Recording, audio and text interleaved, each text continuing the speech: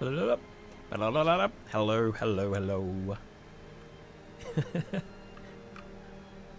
Hello. How you doing, everybody? How you doing? Before we get started, I have to acknowledge the fact that this room is noisy today. We've got a big old noise floor happening. It's because currently my air conditioner is broken, and we're using a portable air conditioner. It's got the fan on. It hasn't got the actual air conditioner going, but it's moving some air around because it's a bit stuffy. But it's also loud. It's also really loud. So we'll have to play with it, see how it goes today. But I apologize for that. But this is what it is. This is how it's just going to go today. You have to live with it. But we can try a noise gate. We've got a noise gate maybe when I'm writing the music, because maybe the noise floor might be a bit too much when I'm doing music. But how you doing, everyone? That's been ages. It's been like maybe 2 months. I'm sorry. I'm sorry about that. Yeah, headphones. Yeah, headphones are necessary today because of the noise. I can't hear anything with this this big old machine going. Very frustrating. Jesus, thank you so much for the sub. Thank you. How you doing? Appreciate it. Really do. Yeah, my headphones. These are good headphones though. I don't normally like using headphones, but these are probably the best I've ever had, and I'm very happy. They're like, what are they? Beyerdynamics. 1990 Pros. They're good. Very, very good. It means I'm doing so much animation work. Good man. Very cool. Multiple different projects. Very exciting. Whoa! What's happening? And Big Red. So, Beardinitis? I think that's how you say it. Beardinitis, thank you so much. Thank you so much for the sub. Thank you so much for the support. And Big Red.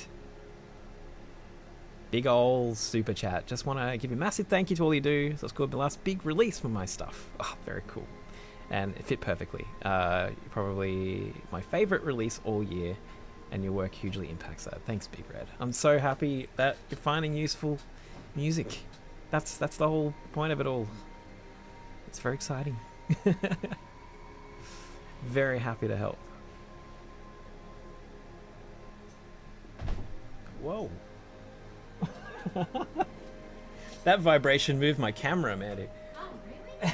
I was just stepping down. I'm not that heavy. I don't know that muscle. That's what it is. Beard, I did it right. Nice.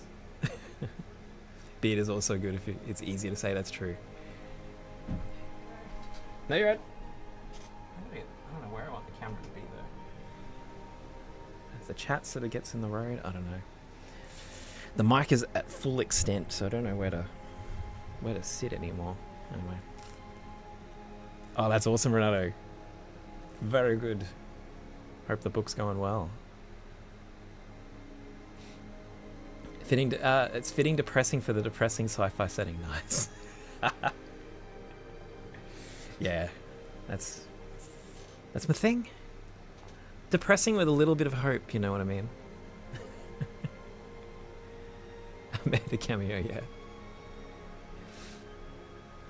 So this studio doesn't have a back wall here, so this wall here is kind of just like a curtain hole, like hiding essentially just a big door frame.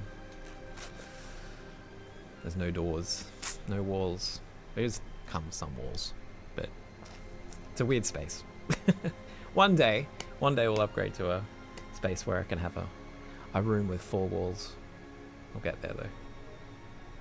Yeah. Soap. Have I made tutorials for music production? I have not. No. I don't know whether I'd be very good at it. I don't know. And there's already so much stuff out there that I feel like I don't know what I'd be contributing, but a lot of people have asked, so maybe some people would be interested in that.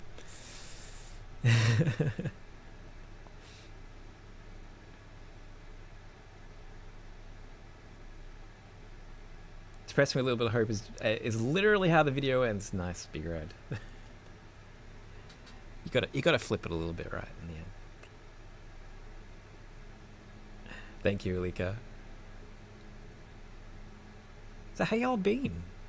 I've been really, I would say really busy, but I don't know. I don't know if that's really true. It was busy. So there's a few things that happened. So I finished a whole bunch of music scoring for Menace, which is a game that released a demo not too long ago. So I did a whole bunch of music for the you haven't heard yet, I guess. There's not much music's in the demo. A lot of it's actually going to be in the main game. So I did a bunch of that stuff for that, and then I also finished a whole album of Elder Scrolls arrangements for Silver Screen. So this is like a bunch of music from all the way from Arena through to ESO, just like sort of selected tracks from those. Oh yeah, and I did a bunch of scores for Alan Becker.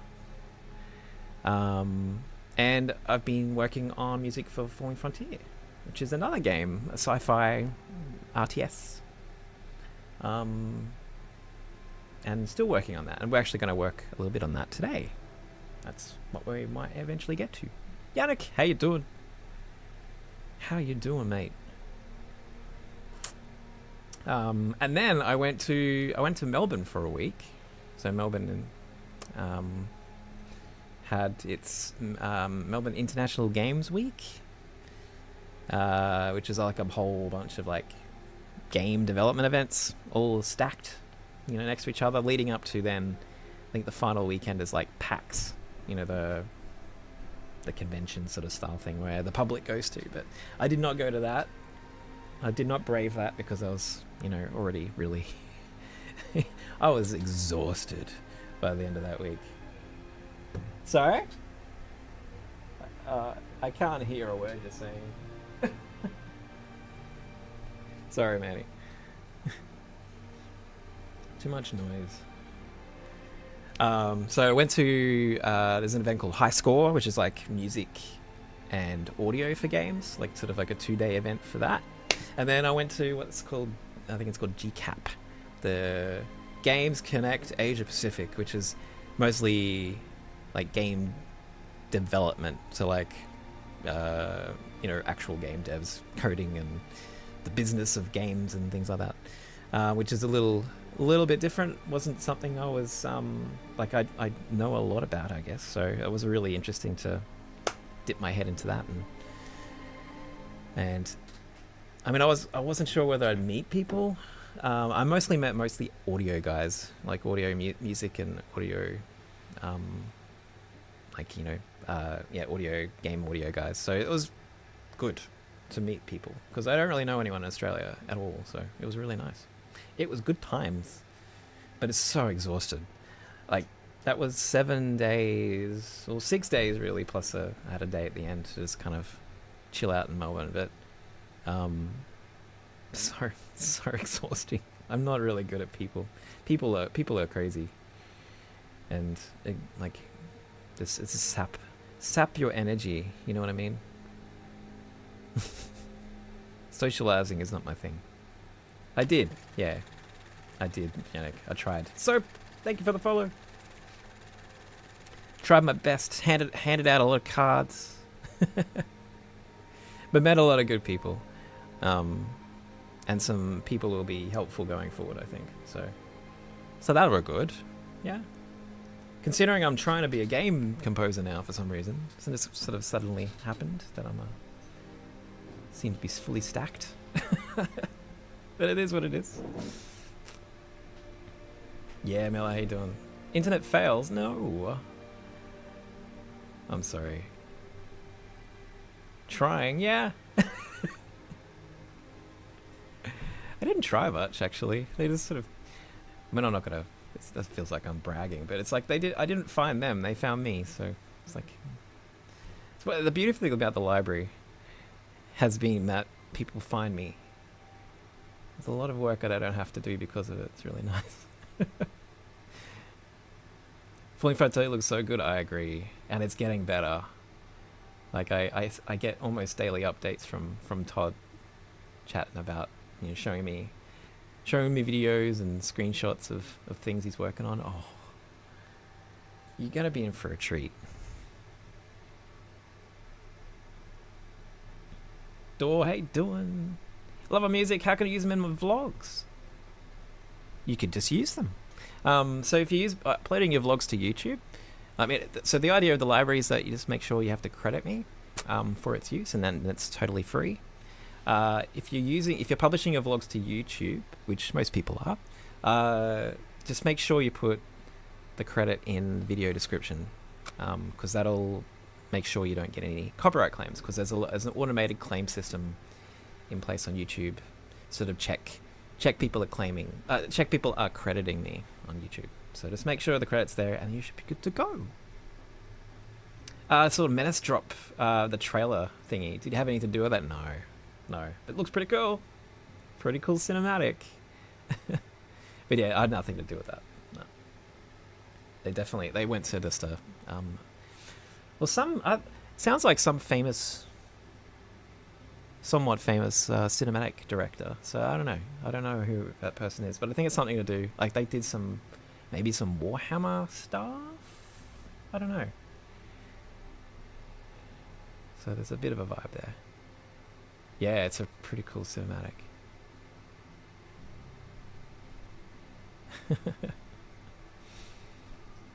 But that's alright. I think the thing they were going for was mostly sort of sound design anyway, so that was definitely not going to be my thing. It's not my kind of thing I like to do.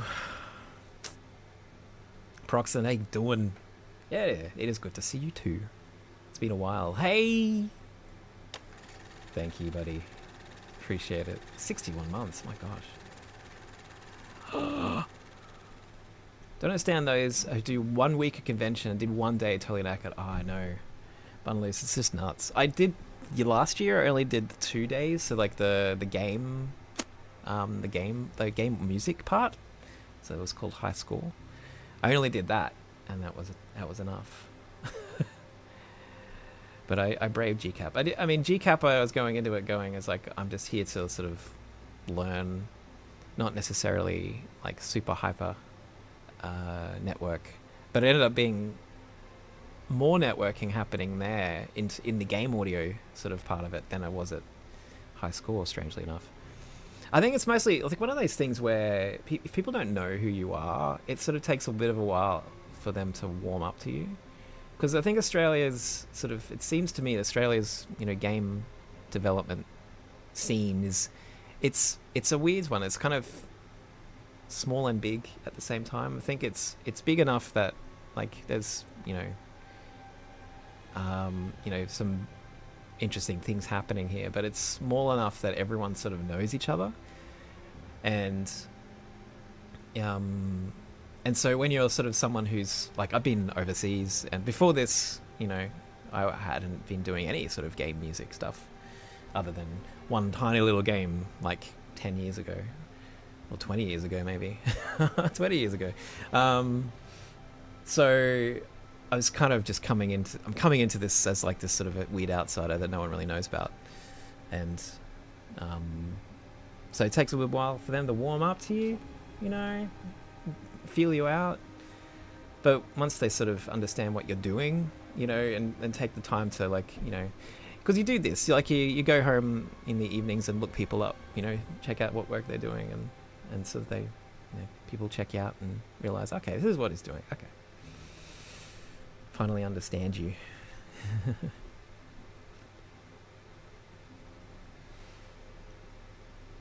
Northernfell running team. That's cool. How you doing? Keep on running, guys. Keep them running. Yeah, Beyond These Walls has got a bit of a June vibe, yeah. It does. Yeah, it's called Beyond These Walls.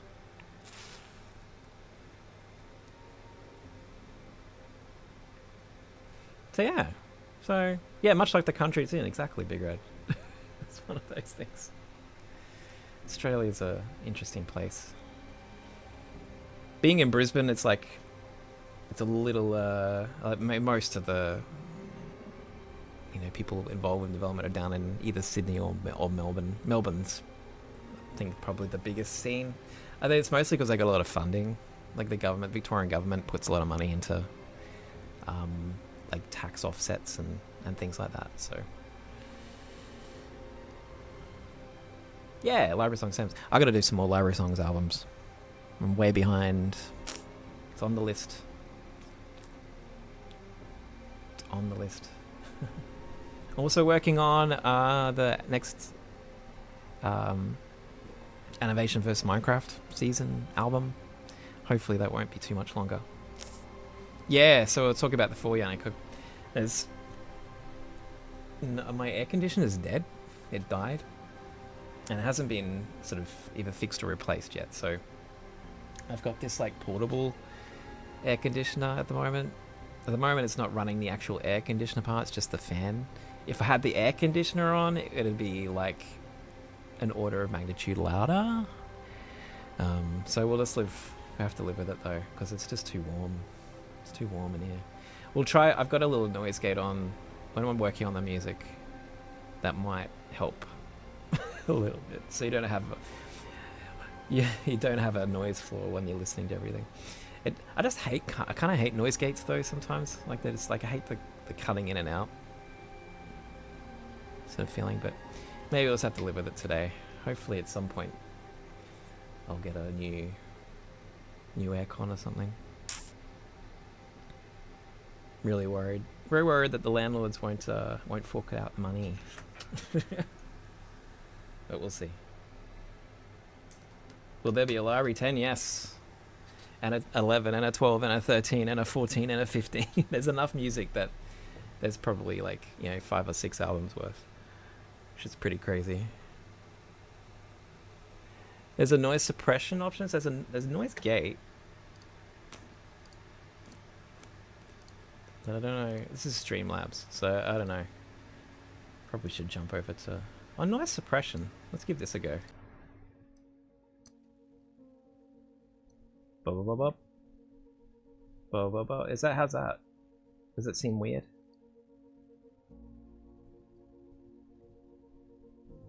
Or is it kind of see something happening there? That worked? That's good? Sort of cuts in and out though. Speaking's a little muffled, but the noise is gone. If I try the noise gate that I got on, see how does that compare? So this is the noise suppression. This is going to be the noise gate. So this is the noise gate. Is this any better? And the problem is when you're like I had it on how it cuts out. Like it's always because the noise makes it sound really weird to me. But yeah, I don't know. I mean, will make more sense when. Oh, okay. The noise gate is clearer, but the fan is more present. Up to you. I think it's up to you guys. Which one's better for you guys? I don't have to hear it. I don't have to hear it. So this is the noise gate. This is the noise suppression. But 50% strength of what it is now. So it's at minus 30. We'll go. Oh, maybe you have to go. I'll find the noise floor.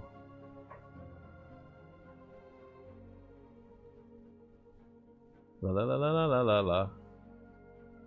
La la la la la la la la.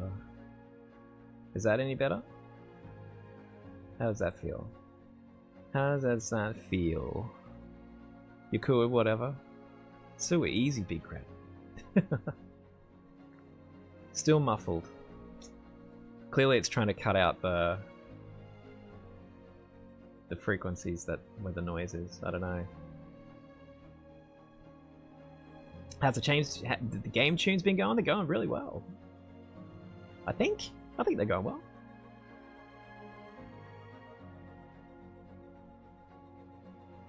Noise suppression is working too hard, but the noise is all gone. There's nothing I can do other than the suppression level.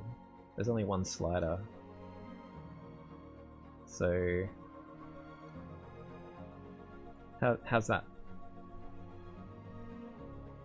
Maybe that's a bit better if I drop it right down. La la la la la la la la la.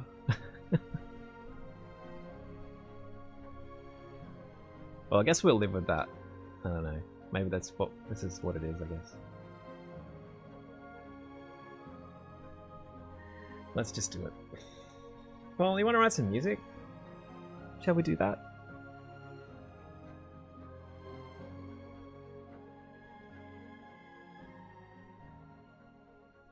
Let's just try that.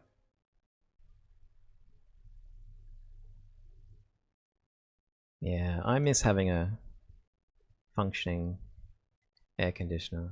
It's been really hot here, like unseasonably warm for October in Brisbane.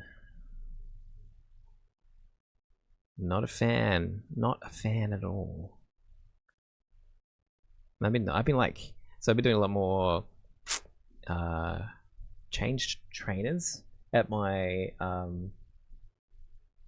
my exercise physiologist sort of place, and she's kind of she's a powerlifter, so she's pretty hardcore into, you know, muscle growth and all that sort of thing.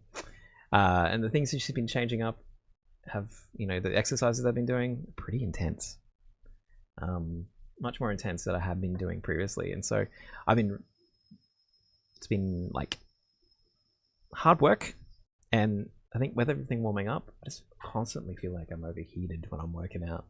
It's pretty crazy. It's all a weird combination of everything. Why would we need music when we got... Oh, come on, Big Red. Yeah, sure. Thank you. Yes. Is it weird to approach a space RTS, like, apart from scripted cinematics? How do they give you the direction, input of what they want, or do they just give you carte blanche on what you're gonna want to do for it? I mean, so RTSs, I would, you know, in terms of like, say for Falling Frontier, I've had a lot of freedom to choose how the music could be. That's alright. Talk about noise.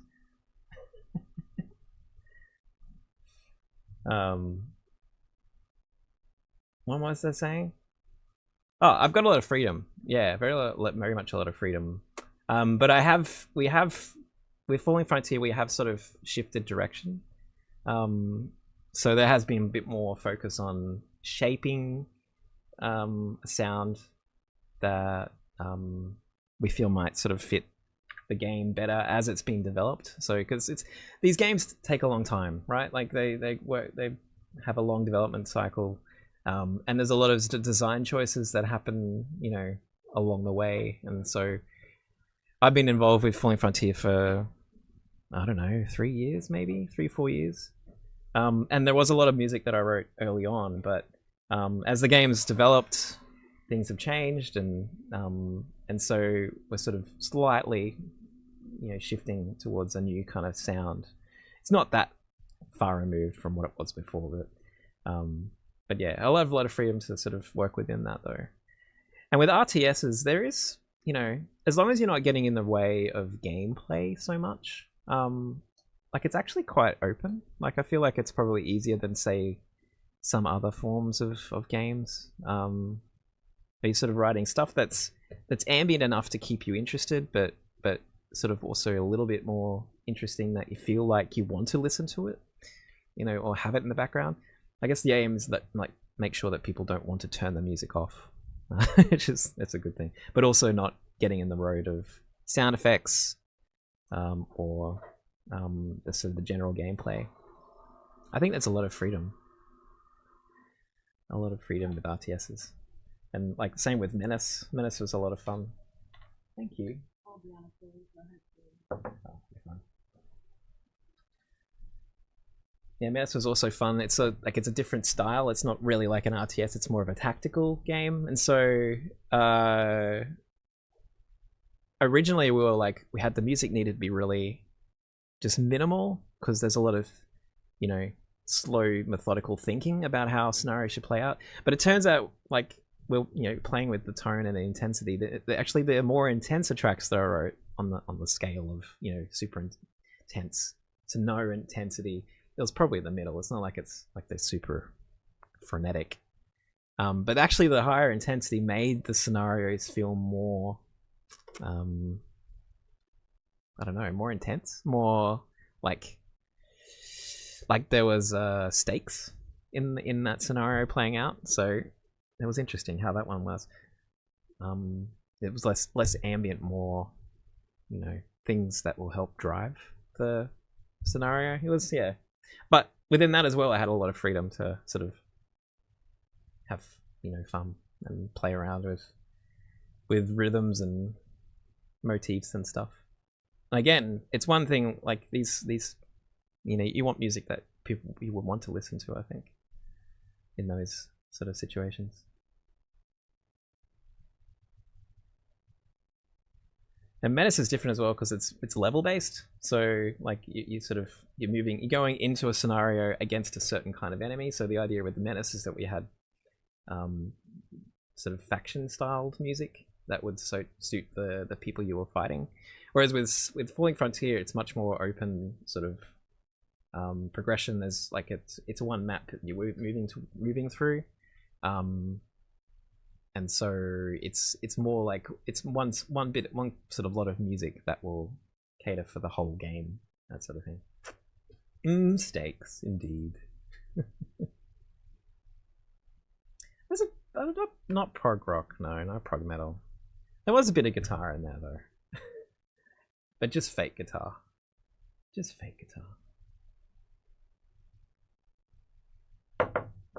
Okay, well let's try and write some music.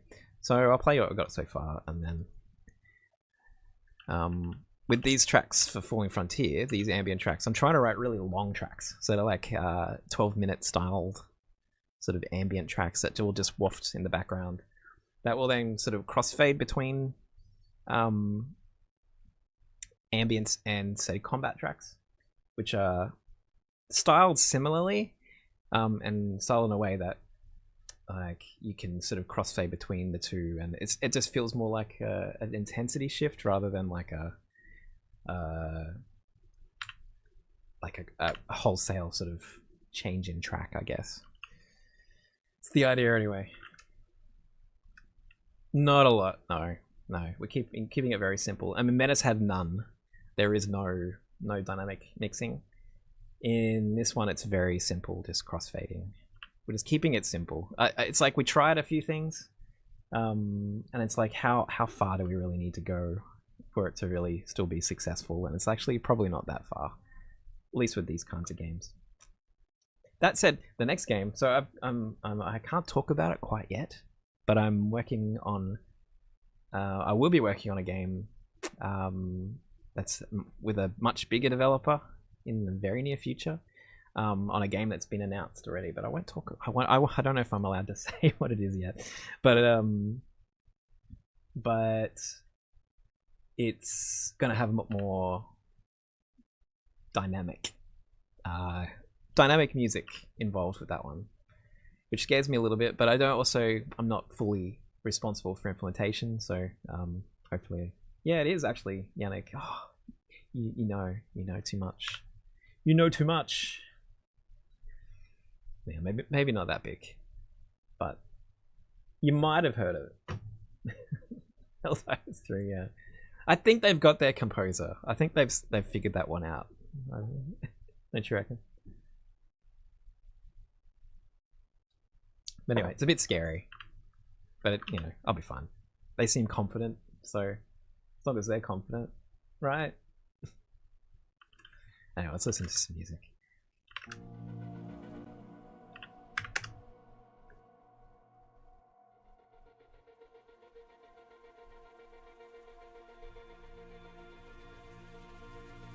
Oh, you like Omega and Filaments? Yeah, they really I like those tracks too, to be honest. Just do the Buckley things? Okay, Yannick, thanks.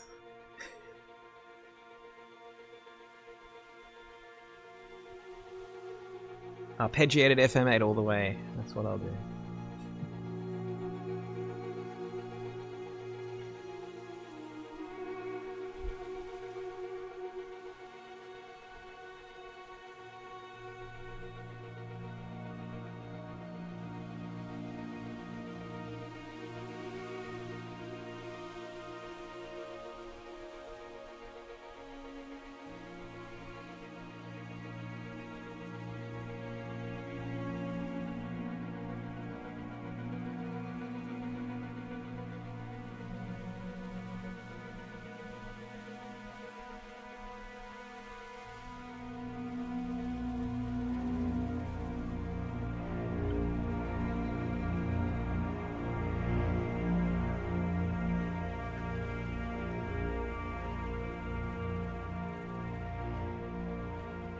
Good point, Yannick. There might be the budget for it. I don't know. Oops.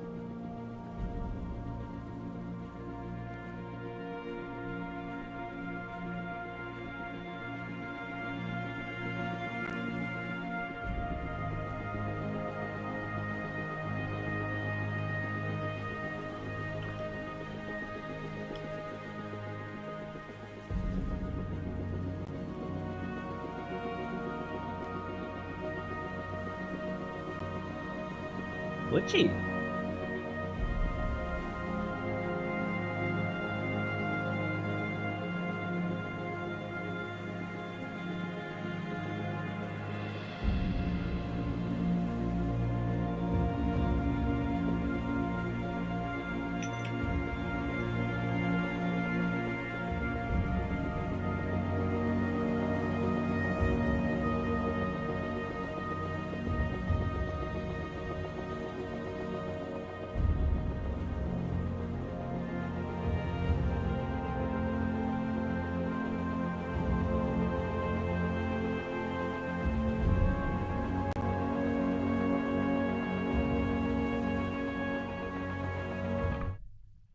Oh man, what's going on?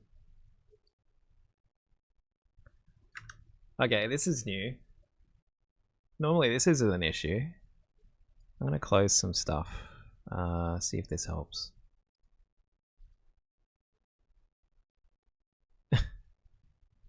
Yeah, buffer size. But I don't want to increase my latency, guys. I don't want to do that. Just a moment, guys. Yeah, this is the problems with having one computer streaming as well as doing audio stuff. There's the problem. We'll increase it a little bit. Oh, it's like double. Bloody ASIO. Okay, we'll see how this.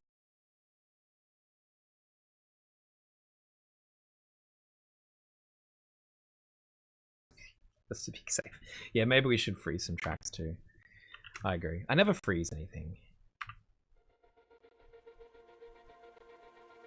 Whoa, that caught up.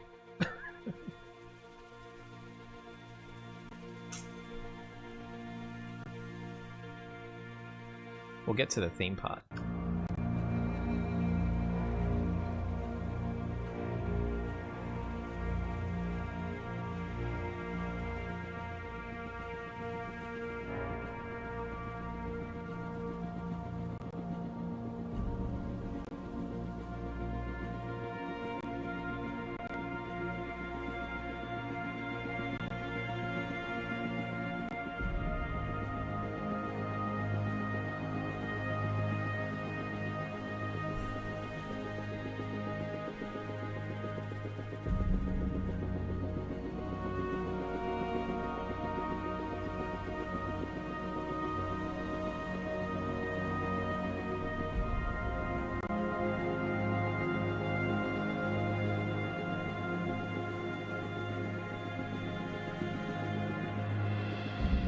Seems better now.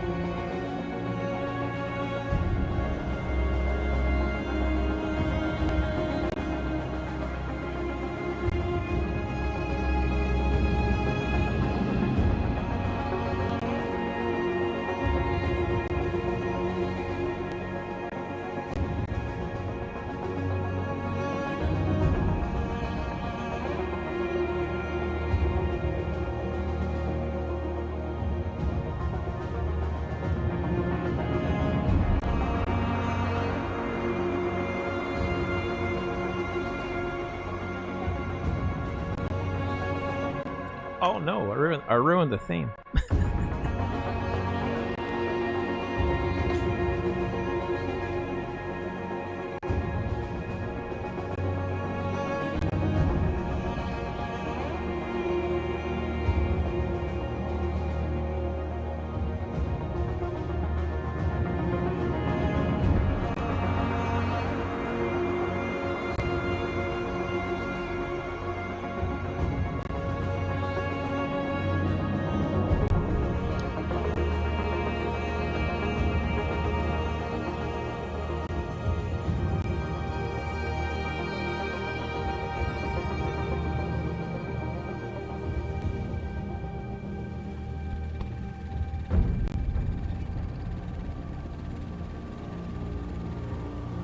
Rusty, thank you. Thank you, Dor.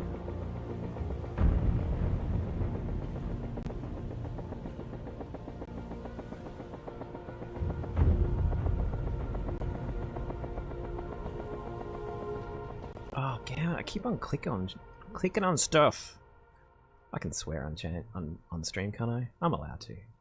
It's my stream. So this is moving into more of a more ambient section. I think this opening section's probably the most melodious and like harmonically structured that a lot of the ambient music gets for Fun Frontier. I think this is probably the, you know, and the reason for this is this like sort of whole section is kind of like the Titan. So I've got here listed the Titan theme. So Titan is sort of the faction that you're playing through, particularly in this sort of first sort of part of the campaign. So they're the focus for this, you know, this has this theme that embodies them, and then has a bit of the Falling Frontier theme as well. You got to bring it back a little bit, which is the main theme, which I've held on to since the beginning. Like this was the first theme that I wrote for the game, and I'm holding on to it for dear life. I don't want to lose it. But then we got like a more ambient section. That's probably more typical of what the rest of the game plays like.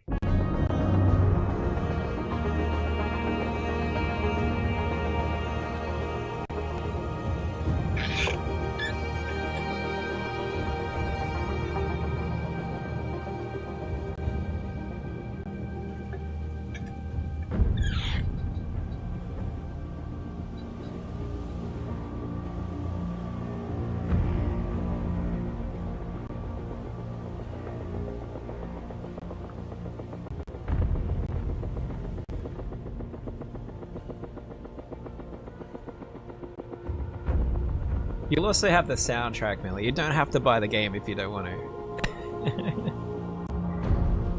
Although I'd appreciate it.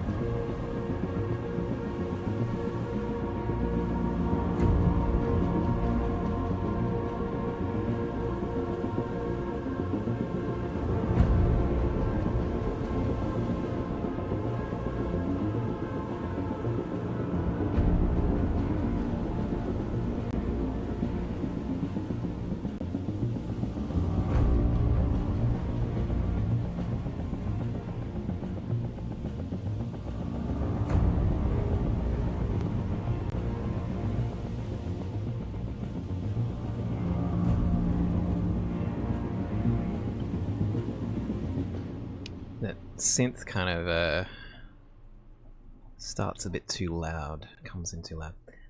Do you get royalties from game sales? No, not generally, no. You can, like, it's starting to become a little bit more common with some game music soundtracks where, contracts, game music contracts, where you can negotiate a sort of a free, like a royalty from the sales, but it's not super common yet.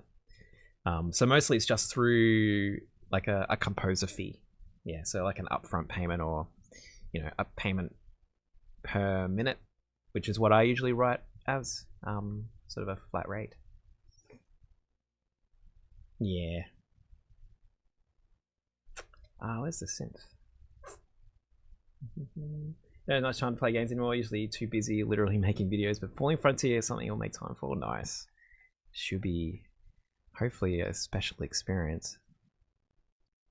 Okay. We'll play with the volume. So I'm mostly tweaking volume. It'd be volume or CC. Yeah, mostly volume. I tend not to do too much CC11 or stuff like that. Although I am doing a bit more these days, but it's a lot of volume. Keeping it simple.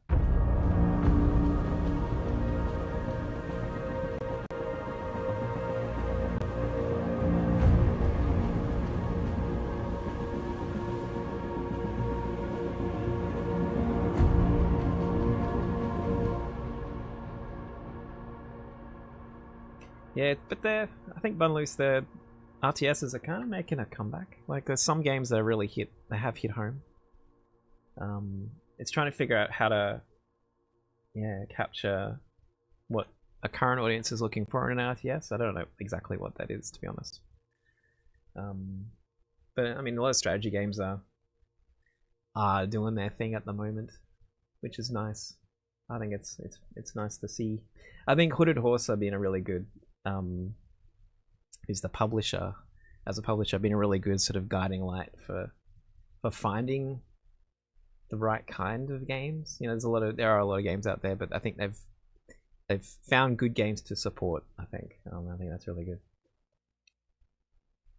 A lot of turn-based, yes, exactly. Big Red. That's been really big of late. Yeah, RTSs are slowly coming. I think I've seen a lot of them in development, at least. Yeah, it's just, I guess, yeah. What are you guys looking for in an RTS? I suppose it's just the same as it was 20 years ago. Then maybe it's not going to do so well. It has to reinvent it a little bit, I think. Which I think in many ways Falling Frontier is, because it's kind of this sort of weird hybrid of like an RTS and like a 4X kind of game. That sort of expansion, exploration kind of thing. Plus a lot more, almost like micromanagement of the ships as well. There seems to be a lot going on there too. So a lot of things that you can sink your teeth into, I think.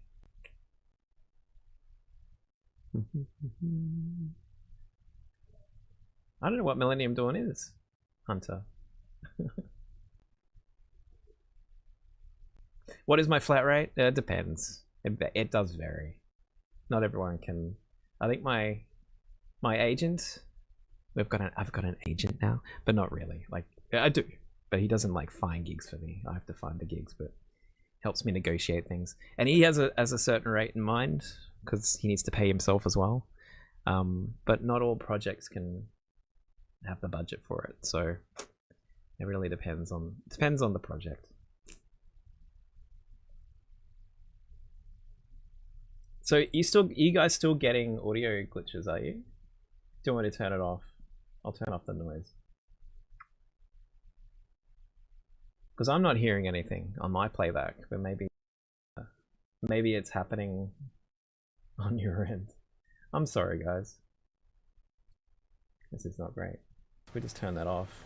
Just have to live with the noise, maybe. And we could try the noise gate. It probably has less overhead involved. We'll try the noise gate for a bit. Tell me if that's any weirder or better. I don't know. Exactly, Rusty. That's about it. You have a rough estimate?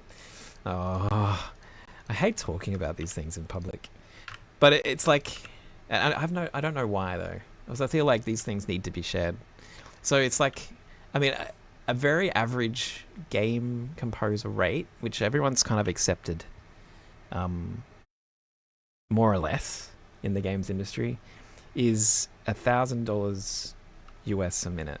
Like that's a sort of a fairly standard flat rate for a composer for a game. But obviously that's still a lot of money. It depends on the game. Like if you have a small game, a cozy little game that only needs like 6 minutes of music, that's still $6,000. But it's better than like if you have a game that's got 2 hours of music. That's a lot more money, clearly. But so and so it's up to you. Like as a composer, you don't have to. You can decide how much you're worth. And not all like the games I've worked on so far have had widely varying sort of rates because of that. Because they're independents. They're not necessarily super well funded with venture capital and all that sort of jazz. So Alan, I do a little bit cheaper as well because there's because it's not I guess the same level. Like, I don't know. It's not the same level of budget as some other projects. He does have a lot of staff as well. He does have a lot of overhead.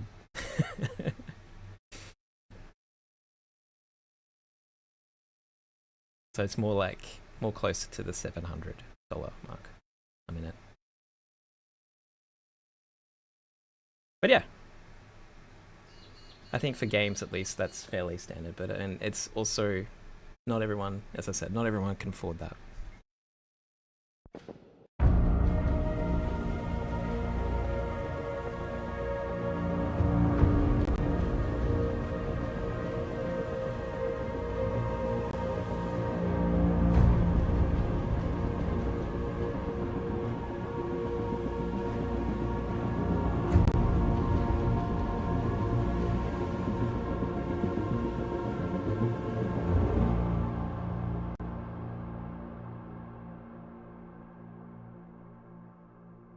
Well, that's fair enough, Owsley. I mean, it's one of these things where you can decide, like, if... Like, it depends also where you are in your career. These sort of things factor in as well a little bit. But it's also, like, how much do you really need to make from music? Like, it's like a... one of these things where if the project is good, it's something that's really interesting, you're going to get something out of that. Again, like one of these things as well, like contracts are rather important in these situations because you may decide to do a project at a lower rate, but maintain certain rights to the music. So there's a lot of maybe developers or publishers who would like to take full ownership, like your writer's share of the work as well as the the full copyright essentially. So it's like a buyout situation. In those situations, because you're not really getting any access to any sort of chance of back end, any sort of royalty situation or sort of ownership of the selling a soundtrack or anything like that, you want to probably then negotiate something a bit higher because you're not going to get anything else. That's it. And you're losing sort of access to it. But if you decide to take a cut, you might still maintain ownership of the music, and then give the developer exclusive right to use the music in the game, but still maintain the right to license it in other situations or to release a soundtrack, those sort of things. There's a lot of sort of flexibility, I guess, but you got to pay healthcare, exactly. Healthcare and rent and string libraries, exactly. No, I mean, I think it is valuable to, put a valuable price on your time and your expertise. I think it's a good thing to do. We're going on an ad break on Twitch. We'll see you in a little bit.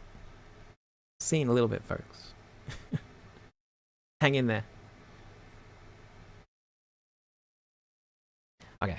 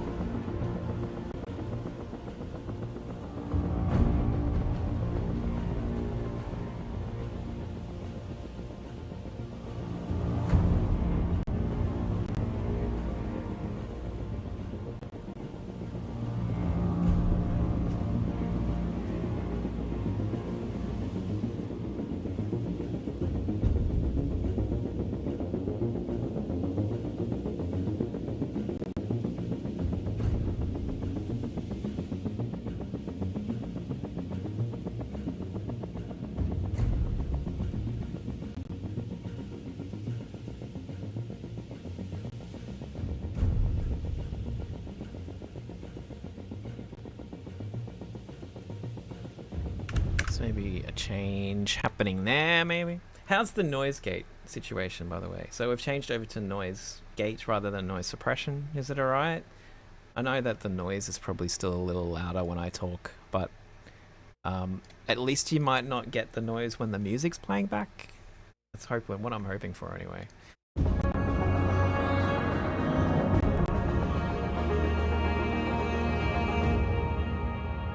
Working with the artists lately, figured the rates would be $500 to $1,000 per minute. Was eyeballing it based on the quality of the work and how established you are. Yeah. Yeah. I think probably fairly what you'd expect, I think. Days and Days will be 7 years since release. What was the best song of my entire career? Extrapolation. Oh, thank you. No one asked me to sing it anyway. Thank you, Miller. Thank you for those bits. That's a track I haven't thought about for a little while. Go back and listen to it. It's one of these things. Oh, are we back? Is the ad break back? We're talking now. We are talking. Alexander, thank you. Thank you. Still got the glitches. Really? What is going on? I'll turn it off then. I don't know if it's going to fix it though. I feel like that's not going to be the fix. It sounds fine to me. I don't know what you're complaining about.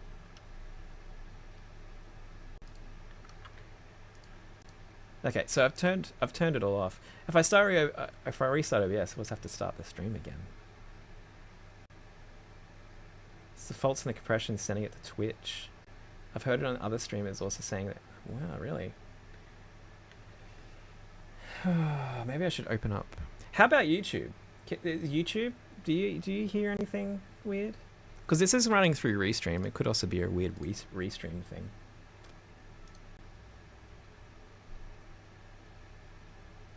It's the same. Okay. It's not too distracting. Still sucks though.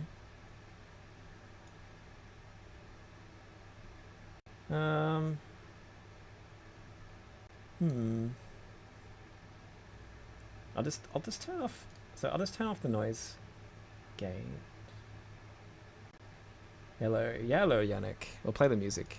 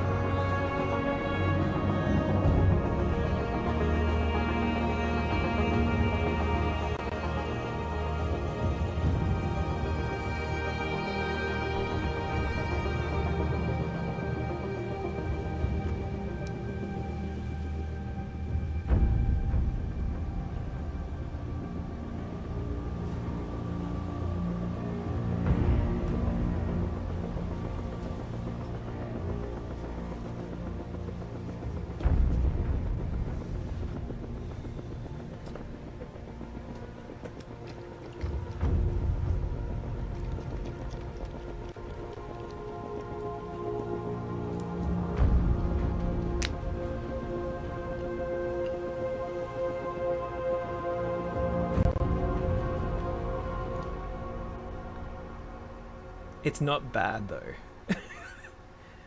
I struggle to think about how that would be the case. But anyway. I'm just gonna play the stream back a little bit.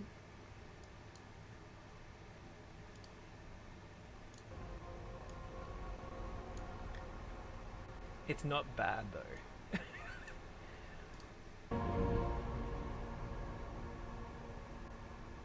Yeah, it's there. Find the gigs, but Play the music, because Scott, it's not. as well as the.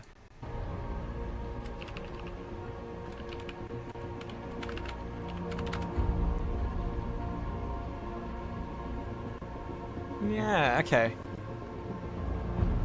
I know what you mean. Little breaks, almost. Yeah, I guess it's not that distracting. Well, let's have to live with it today. I'm sorry, guys. Just ruining your music experience today.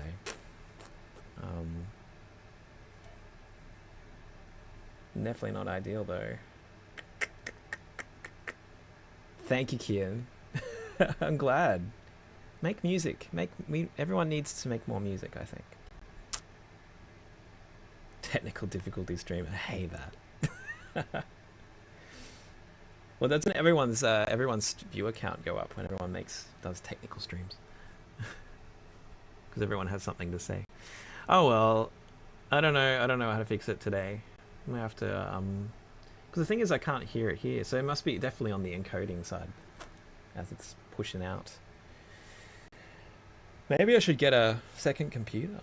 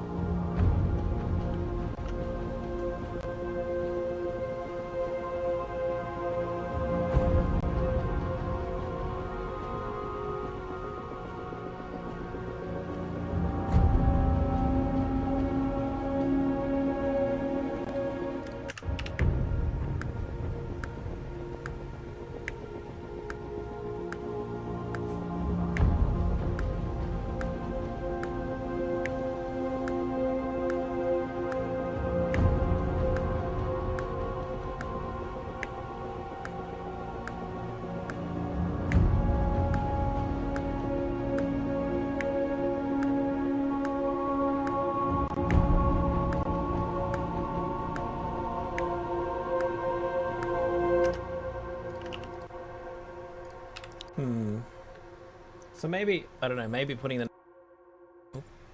noise gate on is better again. So clearly it's not just, I'll put the suppression on again. Clearly it's not just the noise suppression causing issues. More PC slaves, yes. Yeah, maybe. It's annoying because I don't stream a lot, so it's like I just need it to work. Just need it to work, guys. It used to work. This PC is getting slightly on in years now, though. I suppose we've had it for maybe three years now. So maybe it's time. Yes. Oh, yes. I haven't played with the samples yet. I bought the percussion though. Was it the Pacific percussion and the World percussion one? Pretty good. Very good. I like it. Very good. The Pacific percussion is good, I think. But I have not tried the strings yet. Yes, we do. I'll take anything from performance samples. Thank you very much. Vista needs to really knock it out of the park, though. Hmm.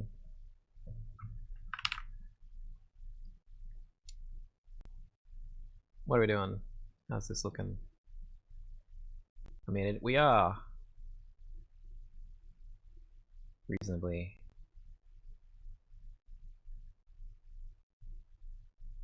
powered here. We might occasionally get a spike. If I play the music back.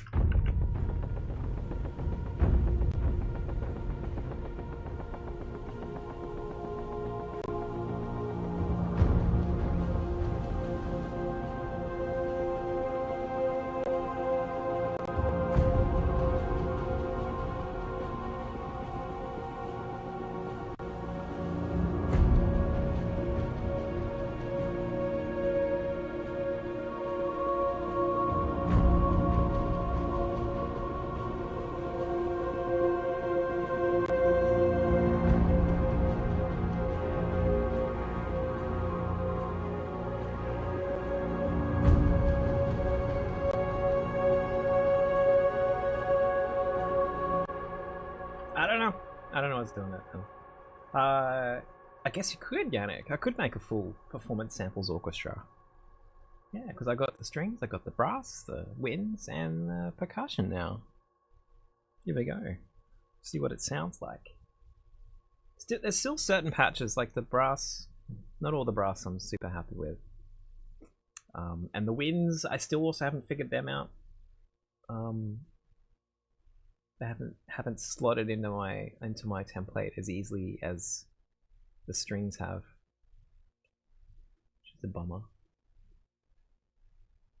Yeah, I think it must be something to do with Streamlabs. It could just be I just need to restart Streamlabs. That's probably what it is. They do Paradox. I'm really happy with it. Vista Strings changed how I write the strings. Like, it was just a really cool library. Everything they do is great. And I mean, they're definitely niche as well. Like the way that the sort of use them is not like a lot of other libraries, but I think it's fine. I think they sound really good once you figure them out. But yeah, as I said, like the trumpets and the trombones I've not really enjoyed in the brass, the Pacific brass, but the French horns, really nice. I really like them. Lux strings. Oh, okay, I've heard people talking about this. Lux. Sun Lux. Lux strings. I should Google that. Sonoscore. I've never bought any of their stuff. Built the scores that will never leave you. Okay. A Hollywood dream for film composers. So what's the shtick, Yannick? What's the shtick with Lux?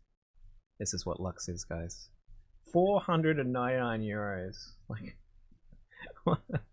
that's I mean, that's not so massive. I remember when like East West Symphony Orchestra was like, you know, double that. So, you know, that's pretty good, I suppose. But where's all the... Am I missing something? Oh, there we go. Just didn't load. I'm gonna play the trailer. Shall we listen to the trailer? We're doing a bit of a deviation here, guys. The first films that I ever saw in my life were scored by John Williams. Me too. This is sort of taking me back there. This sounds like that kind of era of string orchestra. The way that the music can depict characters, emotions, and really carry the story was so magical to me. Especially that moment when the bicycle is riding across the moon. The film would just not be the same without the music. When I first heard Lux, played a few notes, and I thought, oh wow, I'm really back hearing in it. That theater. Little glitch. I could not believe the sound coming out of the speakers. It really felt like I was in the room conducting a string orchestra. While I've definitely had a lot of wow moments with sample libraries in the past, there hasn't been one that made me feel like I was in the room with the strings.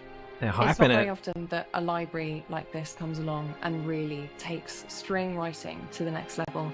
Every time I'm thinking like, oh man, can I do this in Lux? I go a little deeper into the menus and I find the articulation I need. And so far, yeah, I haven't thought of something that isn't in there. We have a bleed mic track for string bleed mics, and we have a bleed track for all the other bleed mics. And I think it contributes to a very natural sound. I mean, it does sound good. Yeah, the glitches, I'm hearing the glitches now. It may be that that Cakewalk's running differently. Yeah, something to do with the conversion, I think you're right. It might be sound card connecting with Streamlabs and doing some weird stuff. Well, let's see some demos.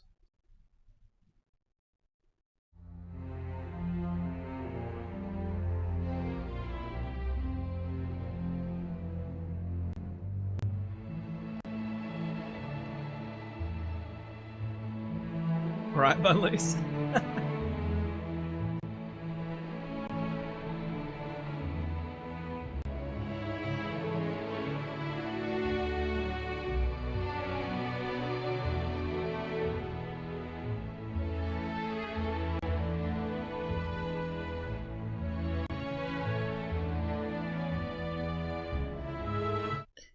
I don't know, maybe it's just the reverb they're using. Could still hear like it's the releases. Just seems a bit weird to me. I don't know.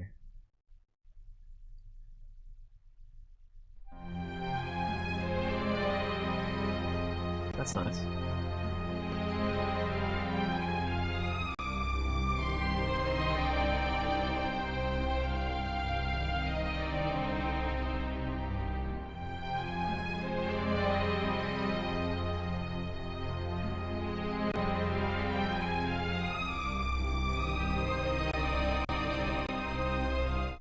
I just hear these things. They sound good. I just don't know. Like, I still don't. I don't know whether that means it's better than I got though. You know what I mean? It's like I could still hear the same kinds of, you know, things going on in libraries I already own. It's like I don't know. I don't know, guys. I don't know anymore. When it comes to strings, like it's just how many libraries do you need?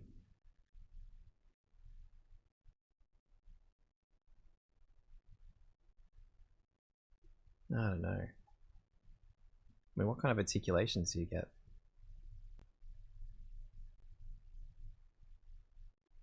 I mean, this sounds interesting. It's kind of stuff you used to get in the East-West things where you could sort of change the sound a bit. Maybe I'll wait till it's on sale. Oh wow, okay. That's quite a lot. It's quite a lot of articulations. Another library, exactly, yeah. A different brush, that's true. But I mean, I feel like I've got a few brushes already. Yeah, okay, well. I mean, the idea here that they've got a lot of like different styles going on, that could be interesting. Have you played with a lot of this, Yannick, with the mystic scoring and the action scoring?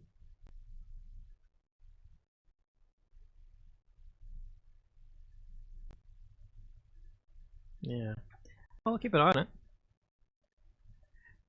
Be cool to hear some maybe listen to more demos. And just I always find that the demos are not in the style that I would.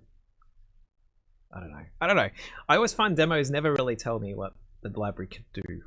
You know, it's what other people have found that they can do with it. Like when I sit down and work with something, you know, you find the patches and you find the way of playing it that works for you. And it's like I find that the demos never really tell you much other than it sounds like strings. You know what I mean? I think everyone uses these tools differently to everyone else, and that's fine. That's what it is. Sounds really good. Perfect for when you get the brief that says Spielberg-ish. Okay. Okay.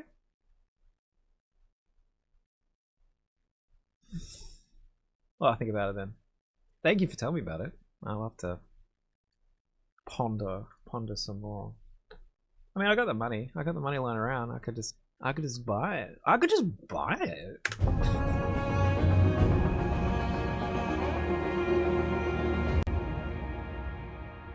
Oh, Kian, I'm sorry I missed your message. That's wild though. I tend to make music on GarageBand and have all the advanced tools that I have. But you still have any tips for making good music? Just, I don't think you really need amazing tools to make good music, to be honest.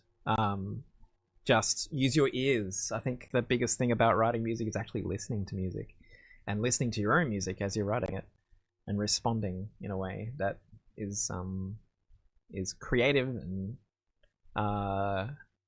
interesting, and it's just like using the tools, learning about the tools that you've got, and experimenting, see what they do, listening to other people's work, and then trying to find ways to, you know, things that you like and you find inspiring, and trying to emulate what they're doing, not to like release, but maybe just to like essentially just to learn how they've done the things that you find really interesting, so that you can then take what you've learned to apply to your own music.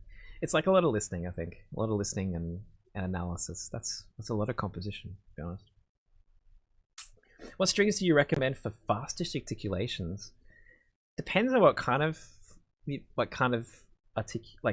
thing you're trying to go for. So like, I like spiccato for like sort of, you know, that short ostinato style kind of writing that, you know, I guess you'd hear in a lot of action music, a lot of Hans Zimmerish style stuff. Spiccato is a good starting point. For like runs and stuff though, like things where you like got like strings doing a lot of, you know, scale sort of movement or things like that. Finding good, like I found actually Vista strings from Perform Samples is really good for its legato is really good for that kind of thing. And but not every library is ideal for that. The legato isn't quick enough quite often. So in the past, I've often some libraries have run modes so that you can do these kind of runs in a way that it makes it sound more musical. In the past though, and probably what a lot of people have done, is that they blend a lot of articulations together. So they might, you know, blend like a spiccato patch with a, like I've actually found that a tremolo patch is really good for blending with those kinds of run movements, because it creates this kind of a blurriness to the run that you kind of often get when you have like a real string section playing. Not everyone plays perfectly in time when they do that run. Some people are a little bit slow, some people are a little bit fast, and you can sort of use the tremolo to sort of emulate that sort of blurriness, and then crossfading between, you know, at the bottom, at the top, crossfading to like, you know, a legato patch or a sustain patch or something when you hit that final note or whatever you're doing. There's little tricks like that, I think, that are probably good. But it depends on what you're trying to do, I think. Other strings had scripts, yeah, but you need to know how to program them. Could not be bothered. Too much time. See you, Big Red. Have a good one, mate. Thank you again for the support. Okay, what are we doing? I feel like I've made no progress today.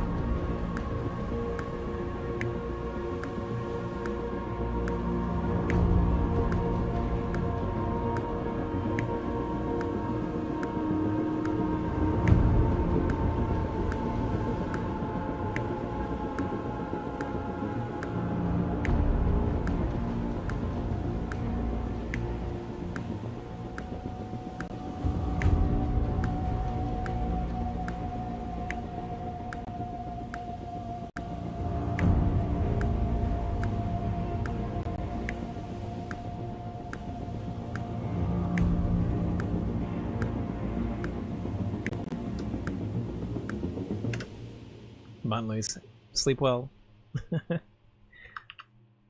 Probably gone already. Monkey, thank you so much. I'm glad you like it. Appreciate it. Hey Christopher, how you going?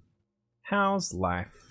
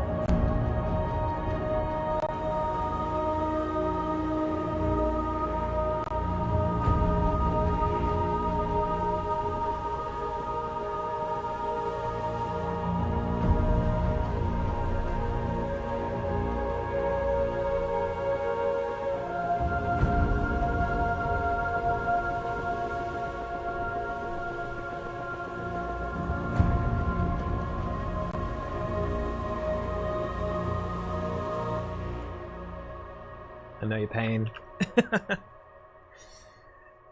It feels good to have it, right? Like it feels like you're, you know, got some cool kit. But yeah, it's just always forget it's there.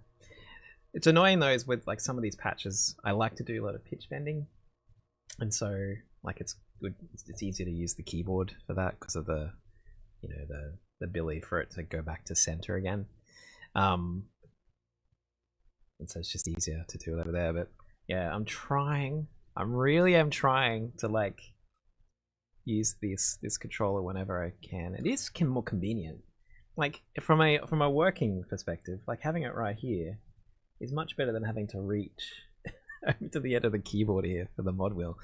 It's stupid of me, but I don't know. Just it's really hard to kill habits. I'm trying to change my ways. 5-ish weeks left for the internship program you're doing. Wow. It's going to be weird once you're done. Don't know what to do yourself. Where you're interning, Aslita. Yeah, imagine. When you sink yourself into something and then it's gone, what do you do? What do you do with your life? At your second job? Oh, dude. Hope it's going okay.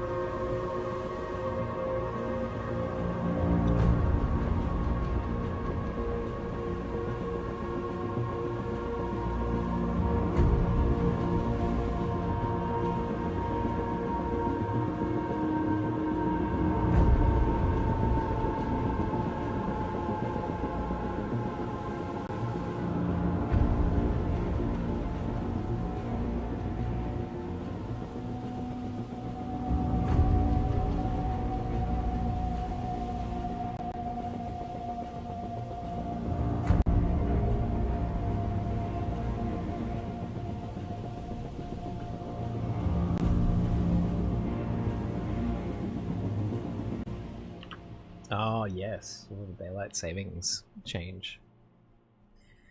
Why do we do it? I live in a part of Australia that doesn't do daylight savings, but it's incredibly weird and annoying when trying to deal with anyone, you know, down south in southern Australia, which does do daylight savings. It's really frustrating. I don't know why we're doing it. I heard the other day, I learned the other day that the reason why daylight savings originally existed was to actually save energy during wartime. So during, I think it was during World War One, I was brought in to essentially save on energy use in the evening hours.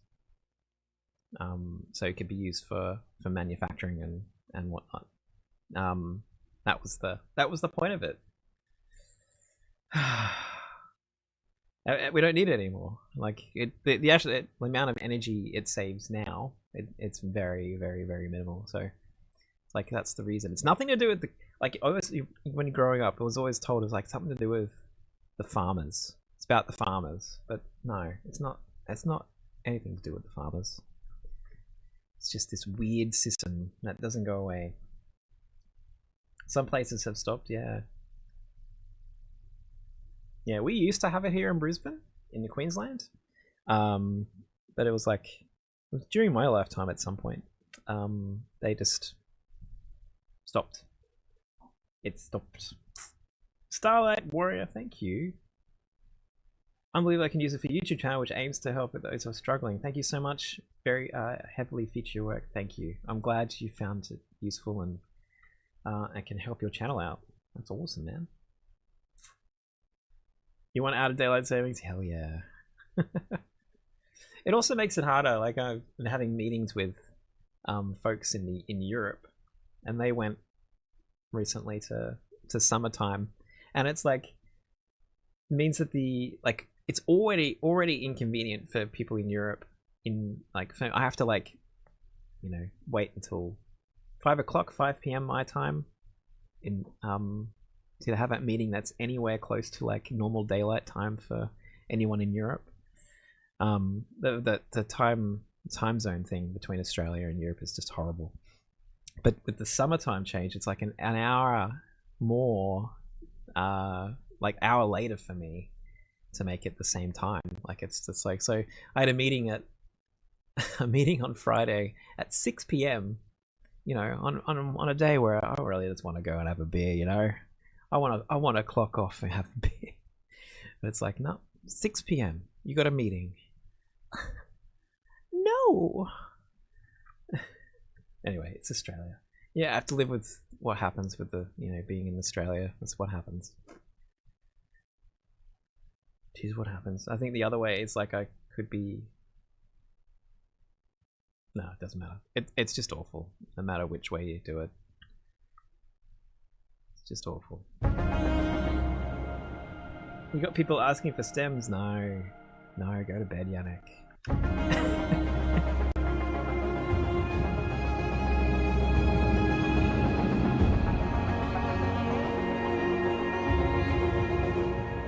It's not the section I'm working on. Yeah, definitely with everything that's going on in the world, it's good to be here at the moment. Feels right to be back home.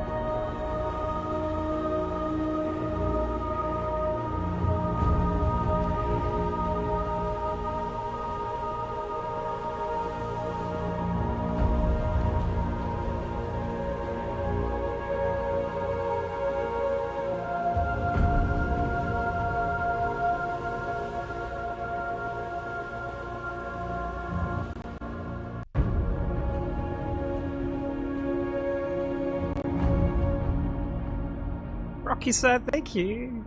Good to see you, buddy. Congrats on Menace, thank you. It's been a lot of fun. That game has been a lot of fun to write for.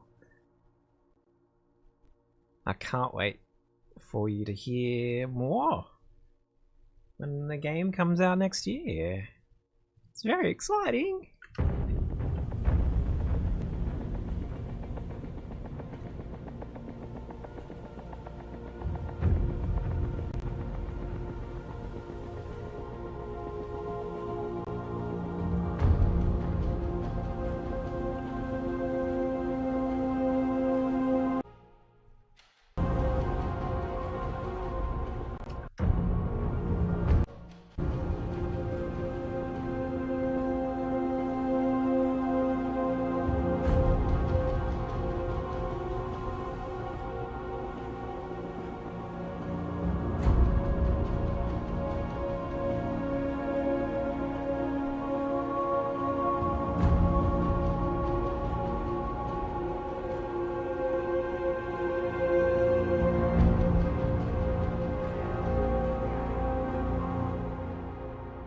Yeah, no, Hooded Horse are they pick some winners, really do.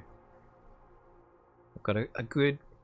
I like how they've niched, you know, like they found their focus, and they choose good games to represent that focus. It's really, they're doing good.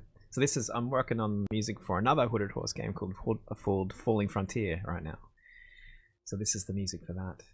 And, Stutter Fox has kindly let me work on it on stream, which is good because it means I can kill two birds with one stone.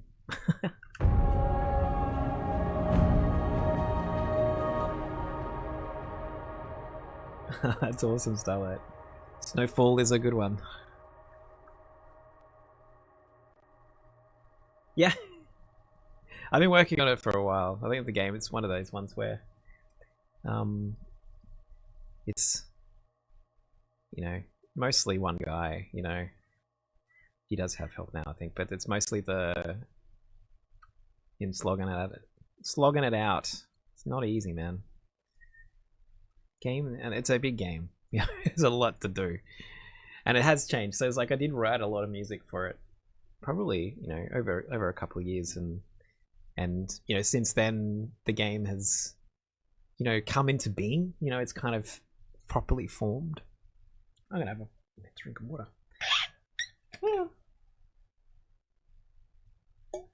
And so it's like the music has to change for that, I think. So maybe it was a mistake for doing too much music too early, but it was also fun. I think I might end up doing is what I might end up doing is releasing a second album of music.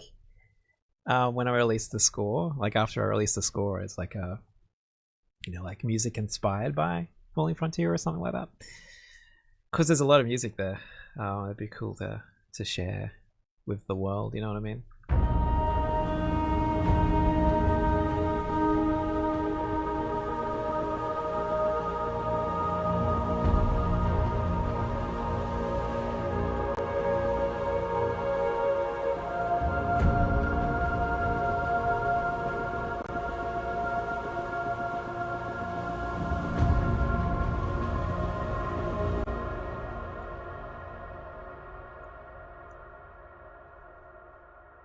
You feel like they worked for a game that you pitched to them and they didn't bite. Oh, bummer.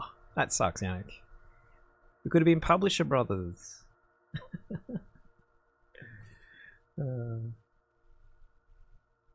Frontier of Snow and Ice. That's I mean, that's pretty kind of accurate, Starlight. It's kind of like, I feel like that's what space is. Just cold expanse. You know what I mean? You did that on the last we did too, Rocky, so yeah.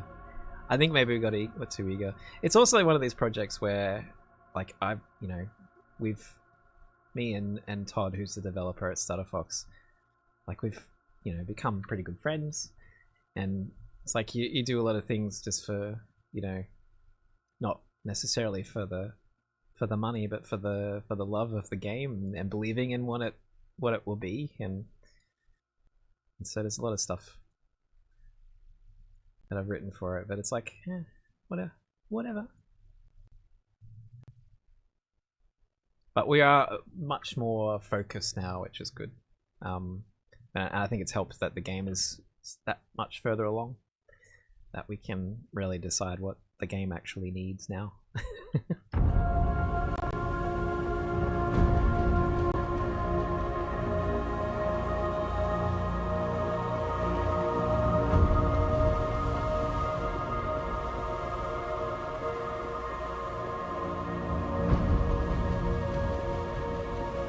Yeah, you've had a rough trot with this, Yannick. Yeah, like a lot of games just haven't made it to finish, made it to ship. Yeah, nothing to do with your work, I imagine. Just shit happens.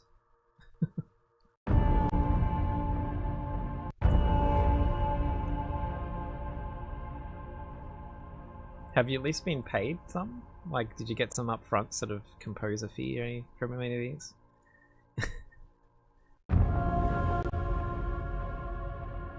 Filmmaker worked with met by Elite Dangerous on a random planet during a tour of the galaxy.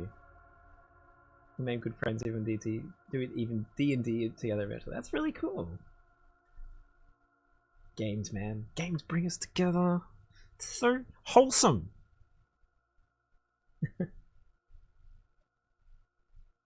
Yeah, I'm hoping to do more Starlight. I used to do 3 days a week when I was living in Sweden. 3 streams a week. It's changed a little since we've been back in Australia. I feel kind of bad about it. I also kind of enjoyed. I have to say, I feel a bit guilty about saying this, but I kind of enjoyed not streaming for a bit. I mean, it was good to just get some work done, and not worry about things. But sometimes turning the stream on is a little bit of there's a bit of a barrier there, you know, because it's not like once we're going, like I'm fine now, but it's like I work it up in my head more than it really is. That it's like it's a stressful sort of thing, and it's really hard to write music in front of people, but it's actually I used to do this all the time. It actually made me write more music, you know. So I just got to do it. Just got to do it. You got to keep me accountable so I can write more for the library, because I've really fallen off with the library music this year, which kind of sucks. But it's also been a really big year for projects, so I've got to cut myself some slack. But a good way to start writing more library music is actually to do more streams, so maybe I just need to figure that out. Saw Moist Critical taking a big dump on the latest game, like the one you were working on. Really? Maybe that's good? I don't know. It's like all press is good press. That's what they always used to say, right? Oh, dude. What was the game? Do you want to share? Or maybe you're afraid now.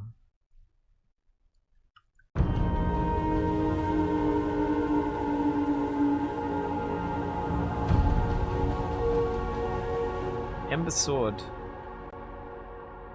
Rip. Ember Sword. Oh yeah, I remember you sharing screenshots of this, or like sharing it before. So that was, yeah, okay, right. It was rug pulled. Ember Sword was, this is like the Reddit post here. Ember Sword was rug pulled and the devs mods closed all their sites, all other sites. So it just shut down.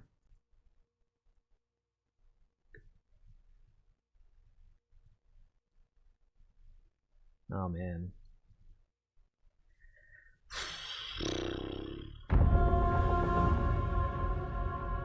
Starlight, thank you. I will enjoy this beer, thank you. Definitely will. Appreciate it.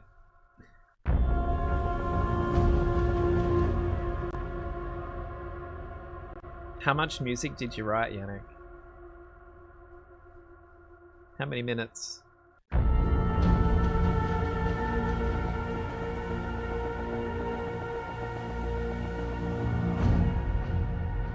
You paid a little bit? Well, that's at least something. Not a complete loss. Money does feed mouths, I hear.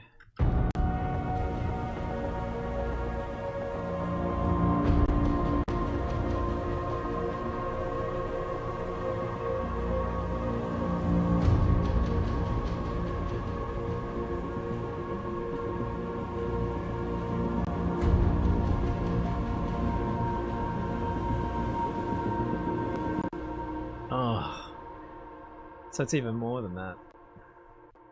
Even more work down the drain. Oh, dude. Do you get to keep the work you did for the sound design though? Maybe you can have like a library. Or can you use the music for something? Do you get to keep the music? I hope so. You might be able to find a use for it. Release an album. No? Oh, dude.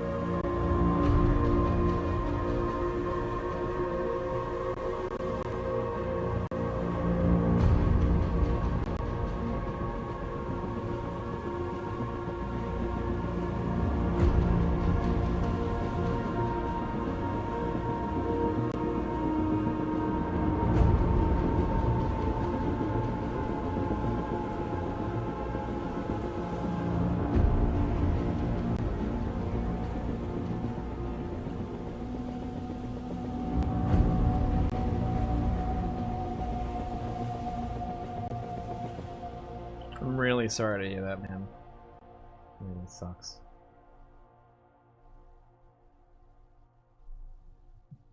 Sometimes part-time on payroll or as a contractor, right? It was all over the place.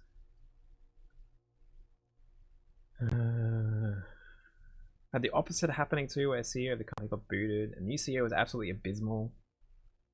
Pull the credits from your project. Really? What? Oh.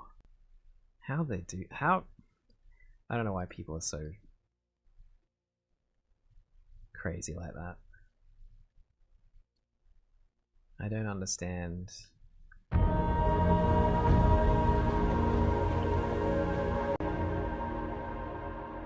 Aperture, how you going? I am well, thank you. I'm very well. I like the music mood, thank you. If we want to learn music, and the goal is to do what I do, what is a good path to start a pack in terms of hardware and software?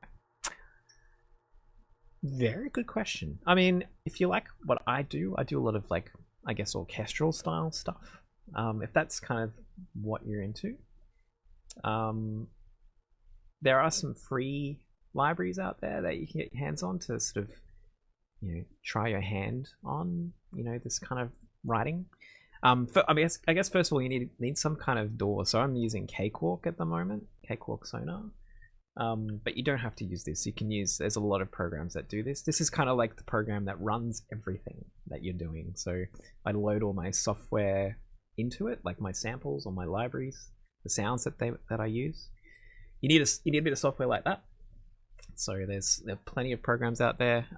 Probably a good one I hear is Reaper in terms of like the cost effectiveness of getting into the. I think you can actually download a free trial that I think, and buying it's pretty inexpensive as well. But there's plenty out there. There's things like Cubase, and if you're on a Mac, there's Logic. If there's I mean, there's Presonus have one. What's it called? I forget. Yannick will kill me. But there's plenty out there. Studio One, thank you. So there's quite a few out there. You just have to sort of you know, a lot of them are great. And it's just making them work for you and learning how they work. And then there's a few like orchestral libraries that I would recommend, like free ones. So there's one from Spitfire Audio. If you Google them, there's one library they make called the BBC Symphony Orchestra, and there's a version of that library called the Discover. So it's essentially a free library you can download, and it has all the bits of the library, of the orchestra that you can play. And there's another great one. I probably maybe think this is slightly better. From another developer called Orchestral Tools, which makes sound like they must be very good at this, and they are. They actually got quite a good bunch of libraries, but they have they have their Berlin Philharmonic sort of series, and there's a free version of that you can get. So I reckon check both of them out. You can download them both. There's nothing stopping you from having both, and there's plenty of other free stuff out there. I mean, Spitfire Audio also have this sort of series called Labs, which have some very cool patches in there that are all free. And they're really worth your time as well if you're looking for stuff. And just play. I think just load them up and have a play and just see where you can go. I would say one of the biggest things about writing music is, you know, developing your ear, funnily enough. So learning what constitutes good music, I guess. And so listening to things that you think are really good examples of what you want to write, and sort of listening to them in a far more critical way than maybe you would normally listen to them. So like, you know, understanding, you know, what is actually at any given time, what instruments are playing, what are they playing, you know, and how are they interacting with each other. You know, trying to understand, you know, what kind of rhythm is being played, what kinds of, you know, harmonic structures are being played, textures that are being formed because of these various instruments playing together. Just listening far more critically than just sitting there and enjoying it. You can enjoy it too. You can listen to music and enjoy it as well as being critical with it. But I think to develop your ear and to get better at writing music, you need to understand what makes good music sound good. You know what I mean? And it takes time, sadly, and a lot of practice. But you will get there. You just have to keep at it, I guess. Christian Essen for Spitfire has loads of tutorials on his YouTube on how to write with orchestral instruments. Yes, he does. Yes. I think he's got his own channel. He's not Spitfire anymore though, is he? Or maybe he still is. I don't know. There's a lot of weirdness about him and the fallout from some weird posts that he did. But I think he has got a lot of good tutorials though. Christian Henson is someone to look up, I think. Pulsar, how you doing? Does anyone even exist? I don't know, Pulsar. It's a good question. Omega. Ah, nice. When did I compose that? Would have been quite a few years ago, maybe 4 years ago. But it was in Sweden, I would say, when I was living over there. It's definitely a bit wacky, yeah. No, he does have good things to say, yeah. Particularly on the one thing was like I appreciated from him is the discussion about mental health and music. That's something Crowhill is his new thing. That's right, yeah.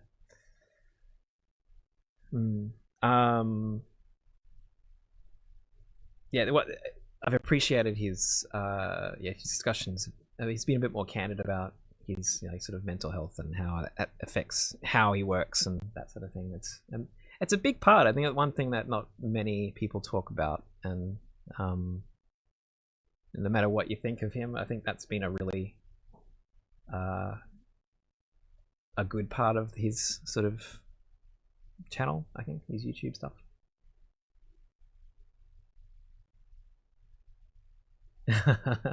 Juggernaut and Red, yeah. Yeah, good choices. Good choices, Poser. Very good. His rants about narcissists have always been funny. Yeah, yeah. He's got some good takes. I won't deny him that, I guess.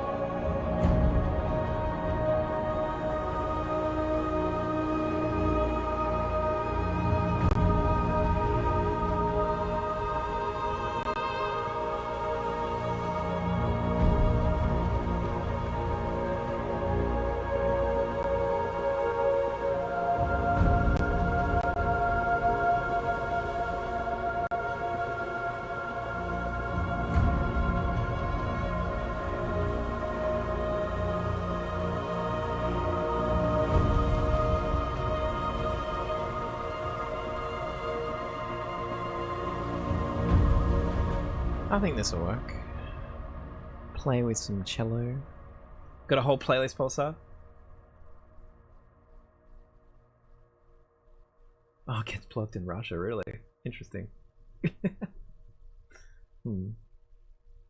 Good resource I found personally is to go to your local conservatory and talk to the students and how certain instruments like to be played. It really helps with understanding range, timbre, and articulation. That is really good advice, actually. Actually, talk to people who actually play the instruments. Yeah, it's free knowledge, plus you meet people that want to work with your stuff.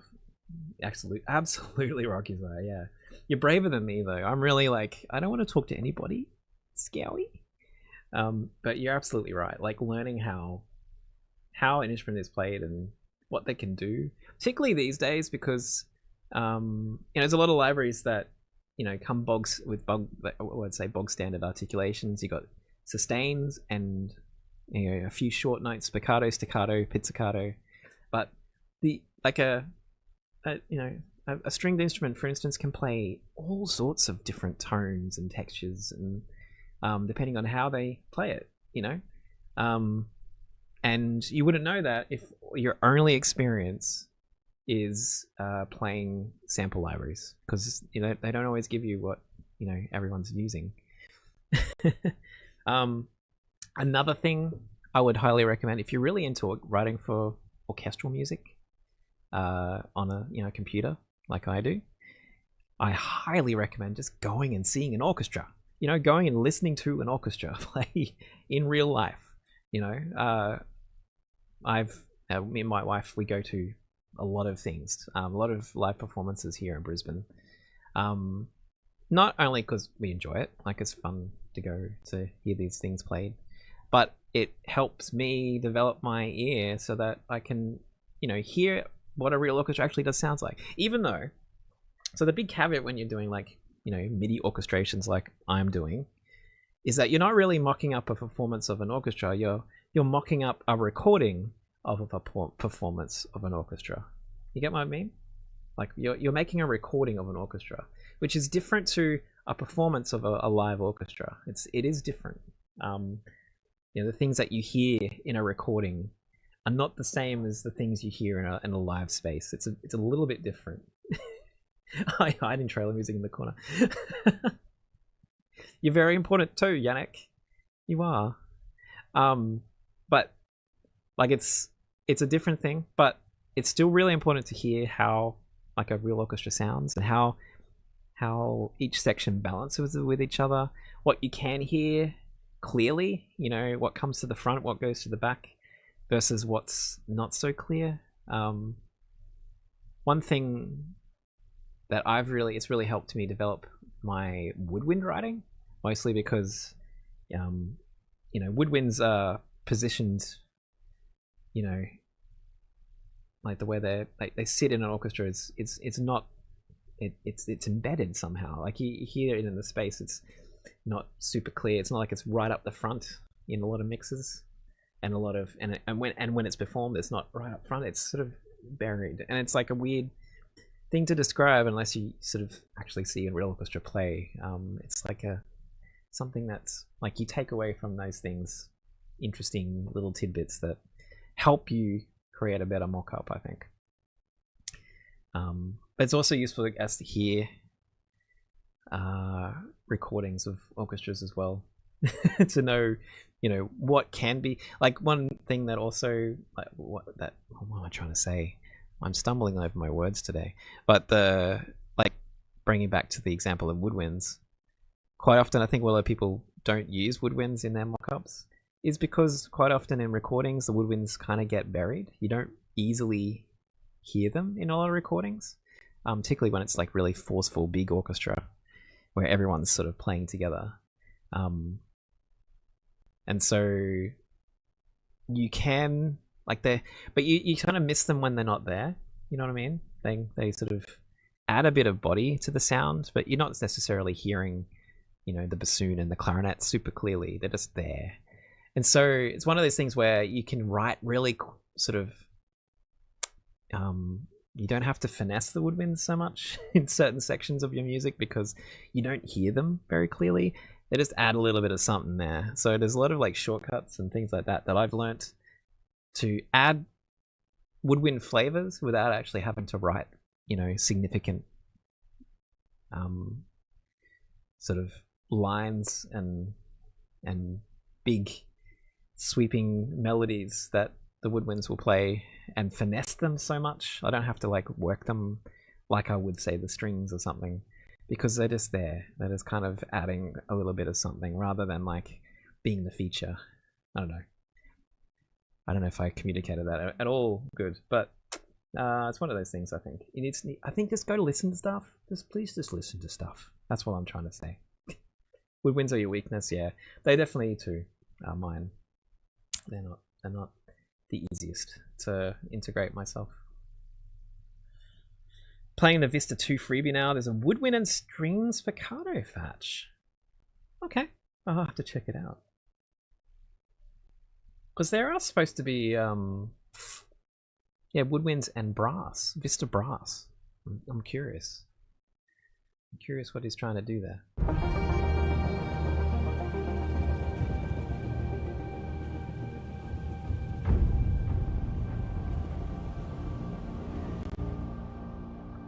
Oh, I missed you. Starlight. This will be just for the developer, sadly.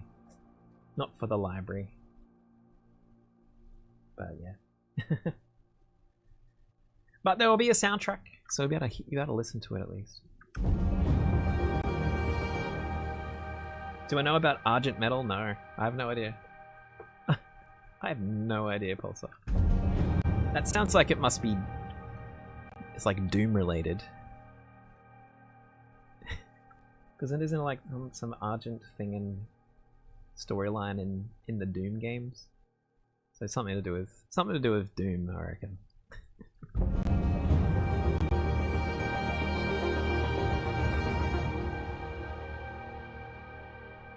Yeah. Exactly, Yannick, yeah. It's Mick Gordon's music.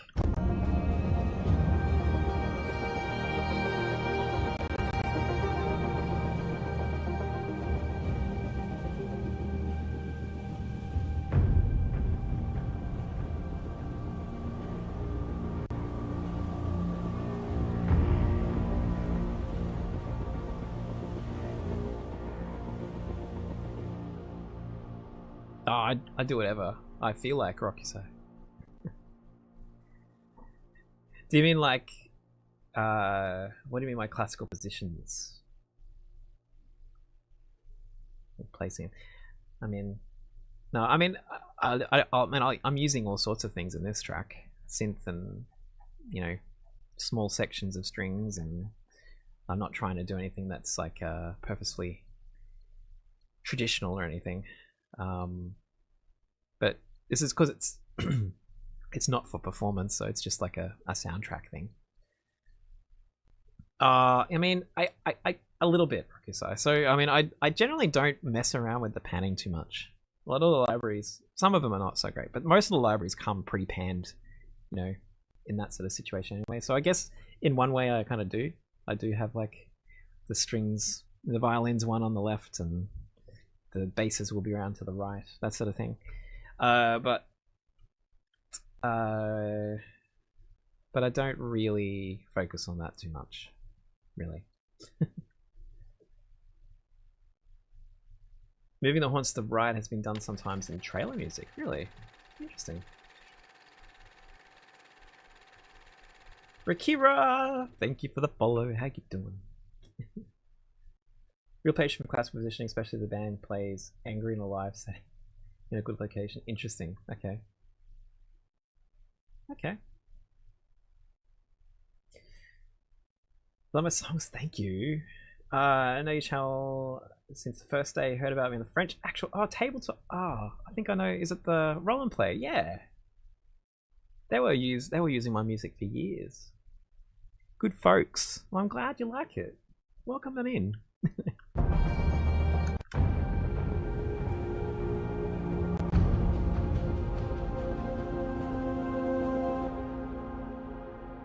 Should do it, Pulsar, yes. Or not, you can do whatever you want.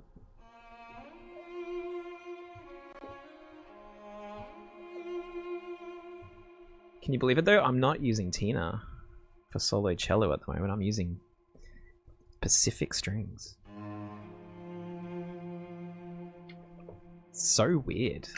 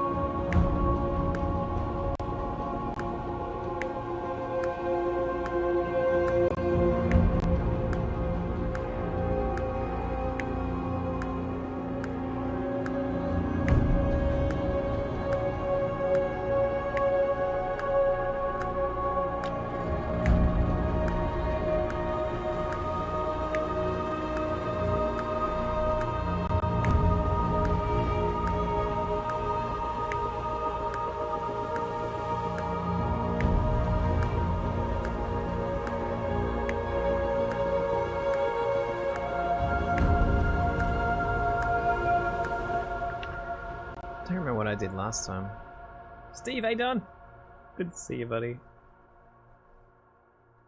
You did it, Pulsar. Well done. Thank you for the follow.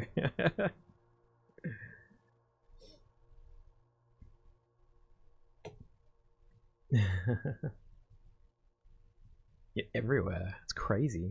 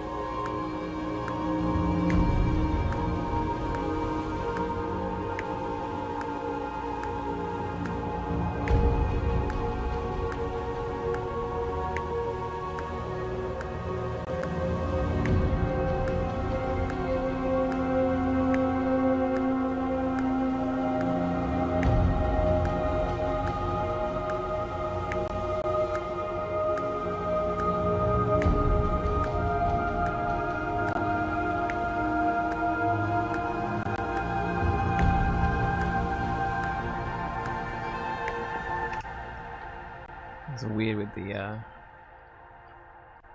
choir line there, sort of changing the tonality a little bit.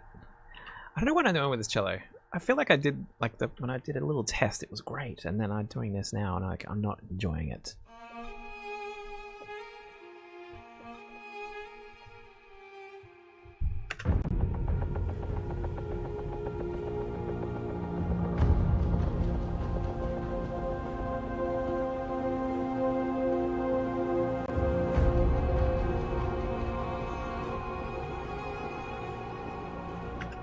Oh my gosh, Justin, how you doing? Digging the piece, thank you. Cheers, man. How you been? It's been years.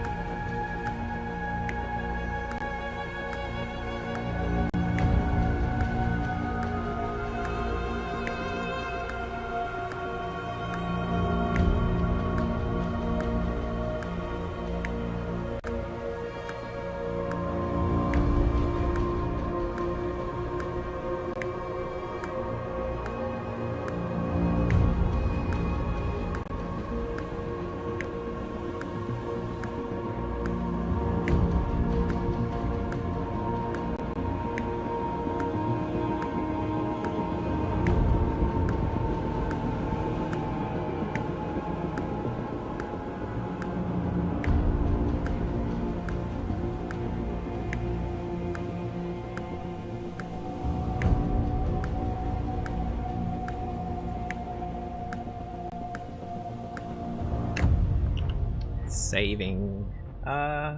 What kind of tempo do you look for with a game like this, or is it more like you look for a pulse?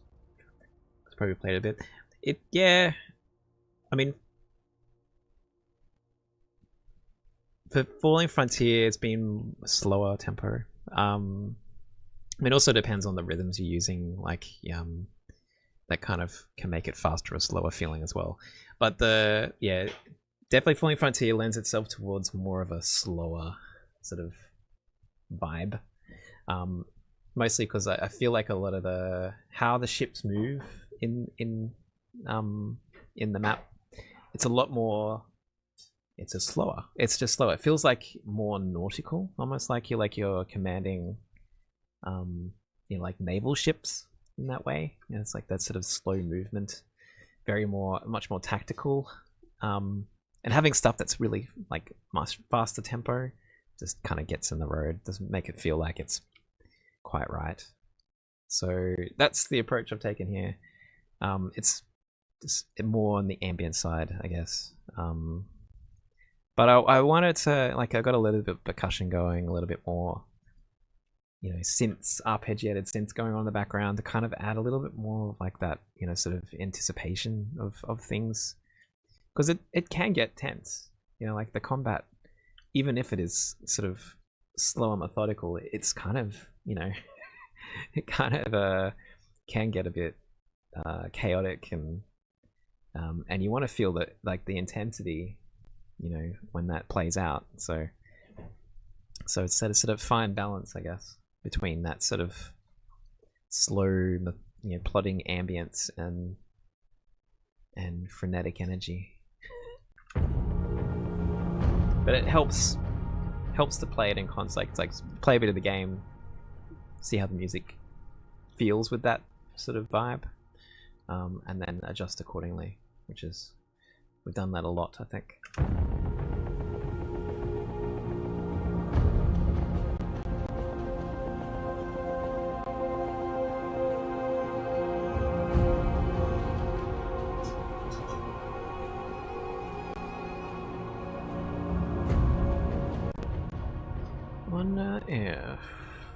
Might increase the feedback through this section,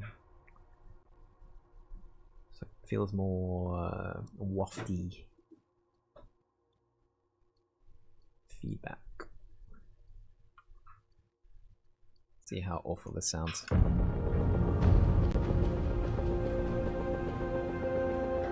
Yeah, it won't lie, Homeworld has been a bit of a reference for the work we're doing for Falling Frontier, but I'm trying my best not to do the same thing, you know what I mean?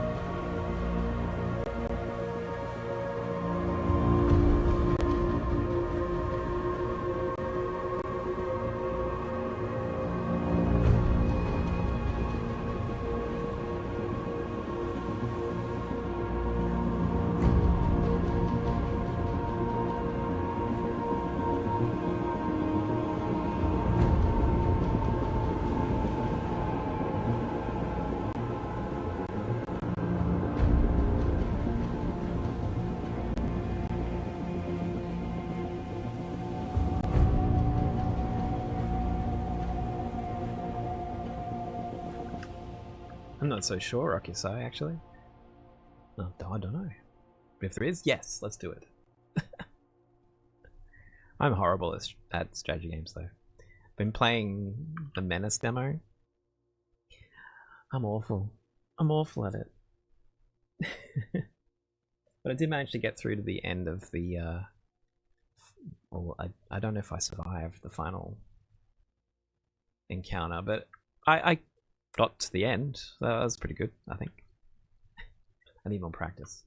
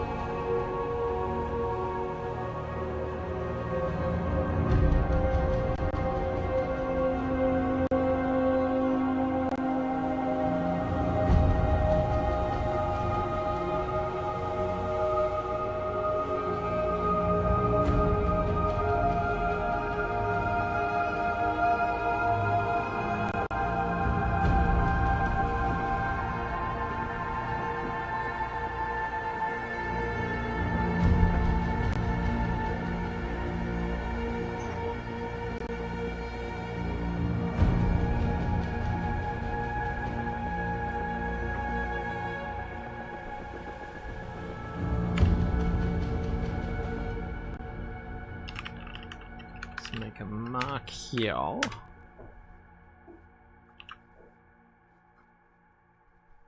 I guess so, Stormkiller. Pulsar, you may want to get that checked.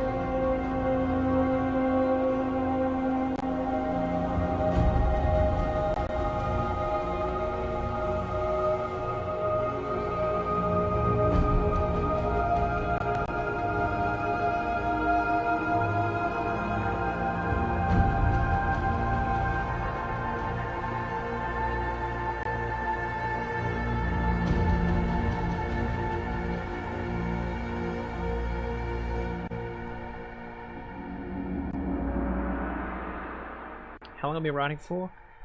So it wasn't. This was definitely started before streaming, but it's like it's been a few days on and off. So, I don't know, maybe 10, 15 hours so far. It's been slow progress. There's been lots going on, so I've been like, when I do open it up, I don't feel like I make as much progress as I should. But we're at, like, this is supposed to be a 12-minute long track, so we're getting, you know, upwards to 9 minutes now, so we're getting there. We're getting there. It's a long track.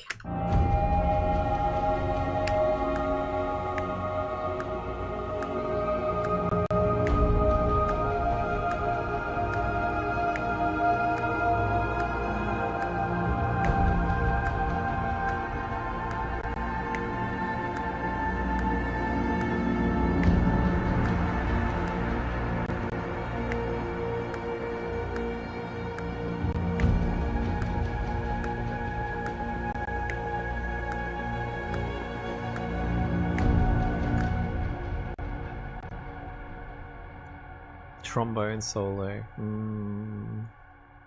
Need a good trombone solo patch. You got a good one?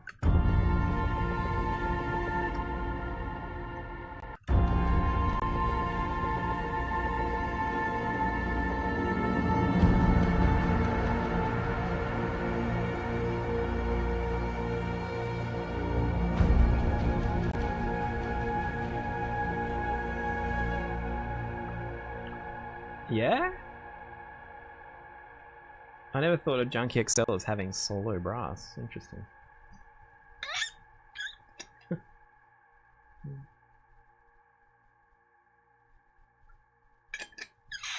I thought it'd be like, you know, 32 trombones.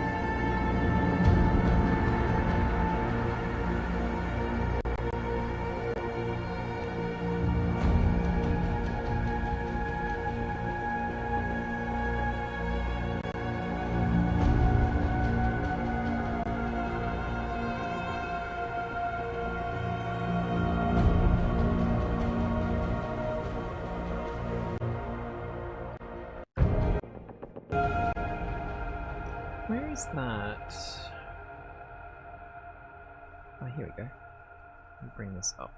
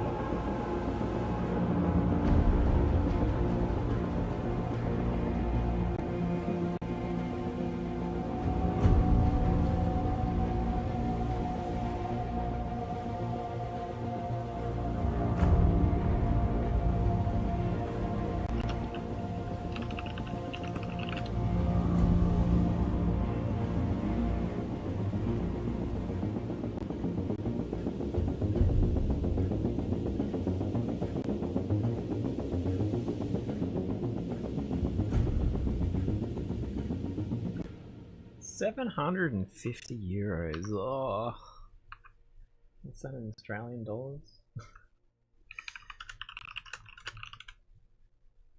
1,300 Australian dollars. Oh, that's definitely a wait for it to be on sale. Yep. You can buy the instruments separately, yeah, but they always tend to be pretty expensive, and you never really know which one you want. You know what I mean? You can tell me which ones are the good ones. And maybe if I want a trombone solo, I suppose I can just buy that.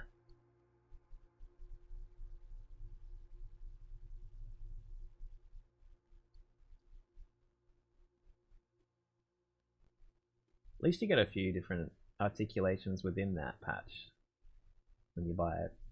Suppose? Yeah, suppose.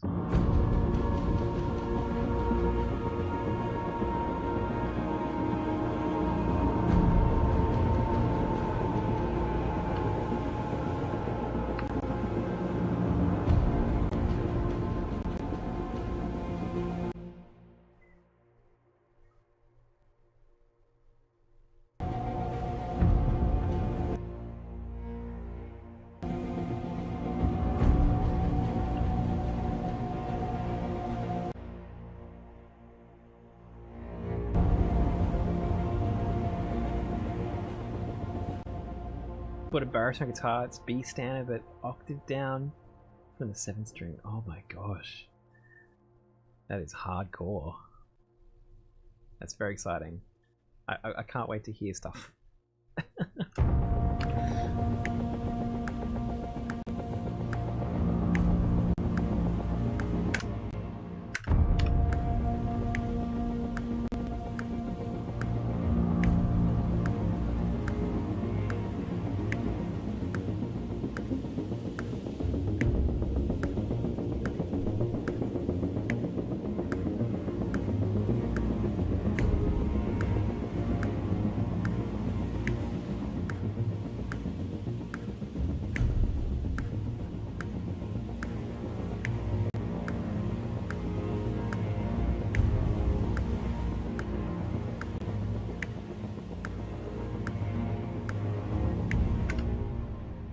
Trying to develop a sample library so they can't program. The project's on standstill. Okay, well, you have to learn, I guess. That easy, just learn.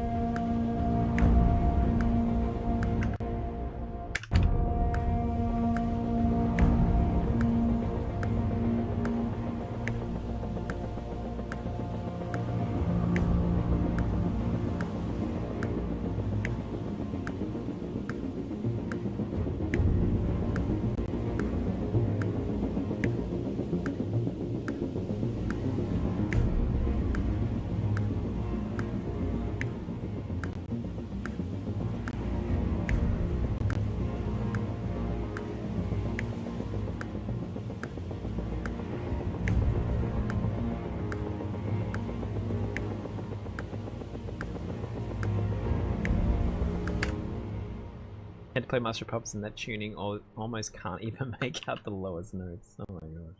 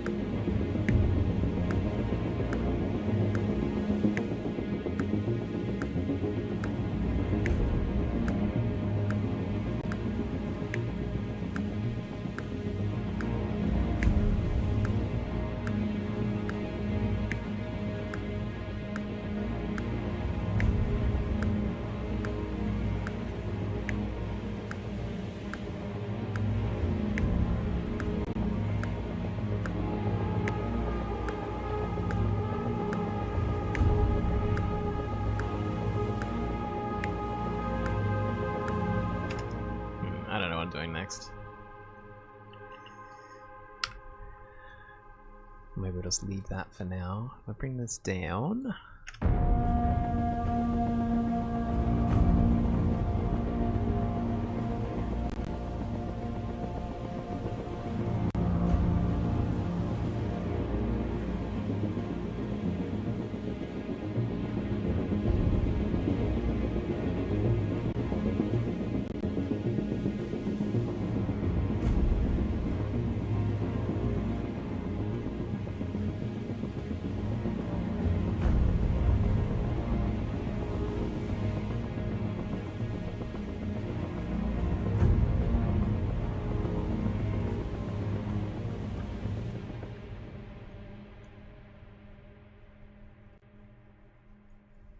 Cool. This section is coming together, I think.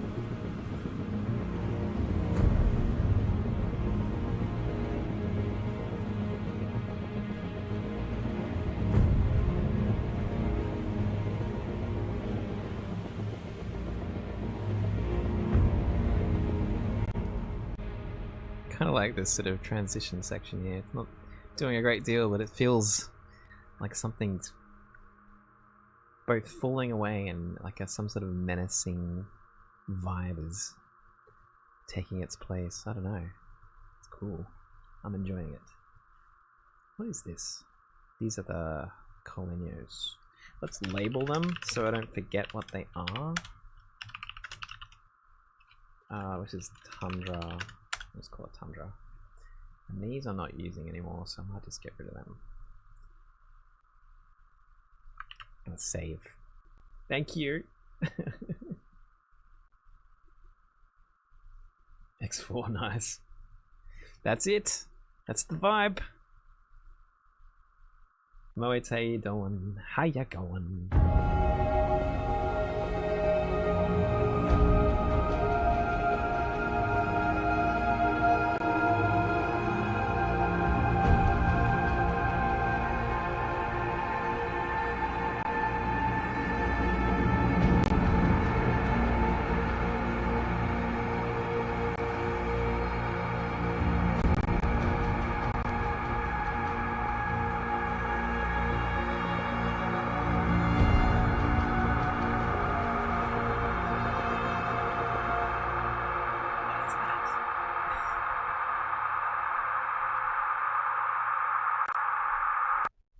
What is that?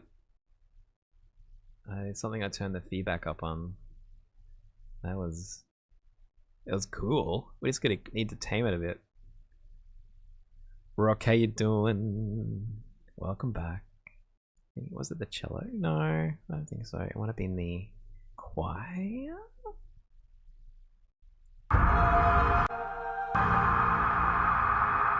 It's really loud though. You need to nail it. Probably the... What would it have been? What was I playing around with? It's the cello.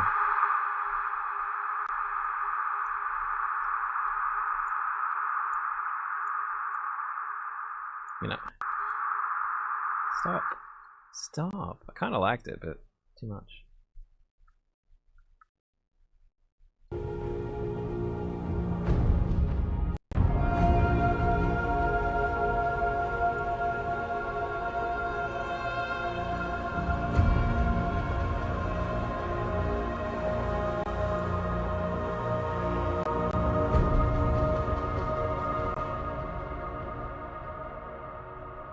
Galaxy, this is actually a program called Cakewalk Sonar, which not a lot of people use, I admit, but I've been using it for a very long time. I like it. It is good. But FL Studio is fine, pretty good program. It's like any of these doors are fine, as long as you know how to use them, I guess. That's really it. If you're comfortable with it, it's a good program.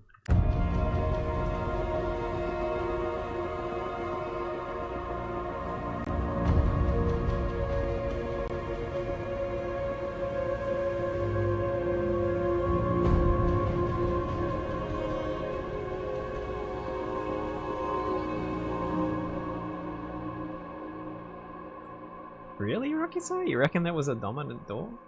I don't feel like it ever was. It was definitely more prominent than it is now. Like, but I would never say it was a dominant. It was in Europe, yeah. Okay. In Australia, I still think like things like Cubase and were the if you're doing work in MIDI, that was the door to use. And DP, yeah, actually, DP was pretty prominent too.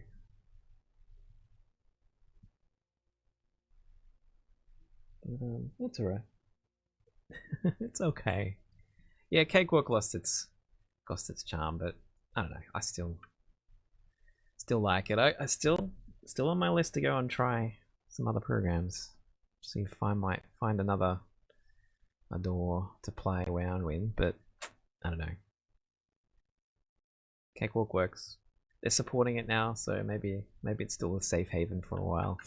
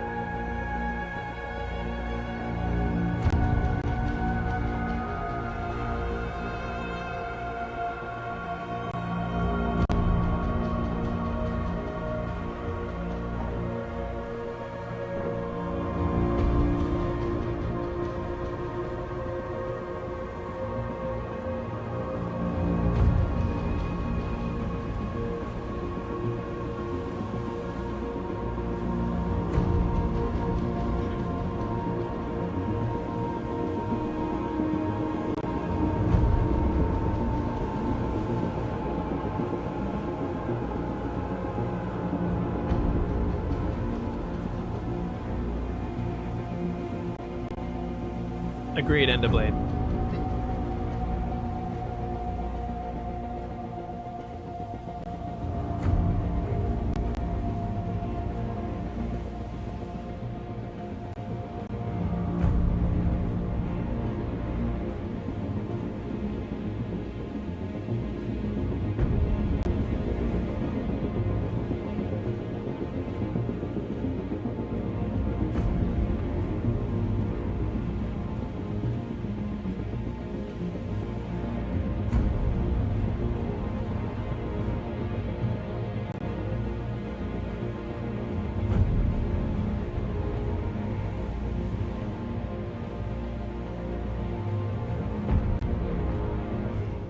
Okay. This is good. This section, I think, is mostly there. Start building out this final section, which is good. Very, very good. Fits the theme perfectly, basketball. Awesome. Brief. Met. Brief has been met. Yeah, I agree, Enderblade. Percussion is also not my thing. Percussion and winds. Woodwinds. I do like my ups though, yeah. But I kind of tend to use the same up patches over and over and over again though. But it helps to find my sound though, I suppose. That's a way to put it, I suppose. Irrelativity, I'm good. How are you? Yeah. Yeah, but as I said, I find the patches that work for me and I just use them to death. Well, guys, I'm sorry to do this as soon as you arrive, Relativity, but I have to go. I have to go have lunch. Got things to do this afternoon. So, I'm going to go. But I'm glad we did this though. I'm glad we streamed. And I promise that we'll make this much more regular going forward. I may even consider trying to add another day maybe. Just so we can get some more library music done. And hang out with you guys. 3 hours on the mark, I know. It's routine, isn't it?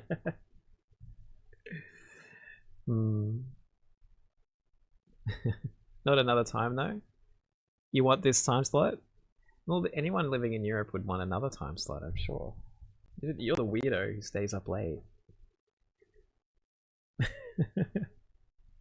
But I'll see. I mean, mornings are kind of good for me, but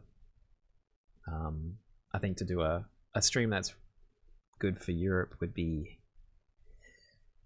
like later in the afternoon, going into the evening, and I don't know. I don't know if I want to do that. I don't know. Afternoons are more so. I'm also a bit sleepy. You know what I mean? Anyway, have a good one, guys. Thank you for hanging out. Good to see you all. I'm glad you're all doing really good. We will do this again definitely next Tuesday. If not, I'll, if I want to do another stream, I'll let you know. We'll just power it up, work on some music. Lee Donaden, how you doing? I'm sorry, we're about to leave. My gosh. Wait 30 seconds. Okay, we're working on it. Oh, I'll play the music as we go. So that'll make the 30-minute mark, the 3-hour mark. Words are not good today. All right, guys. Thank you for hanging out. I'll see you soon. All right. Don't do anything I wouldn't do. Play this music. Thanks, guys. Bye. Play the whole track. Bye.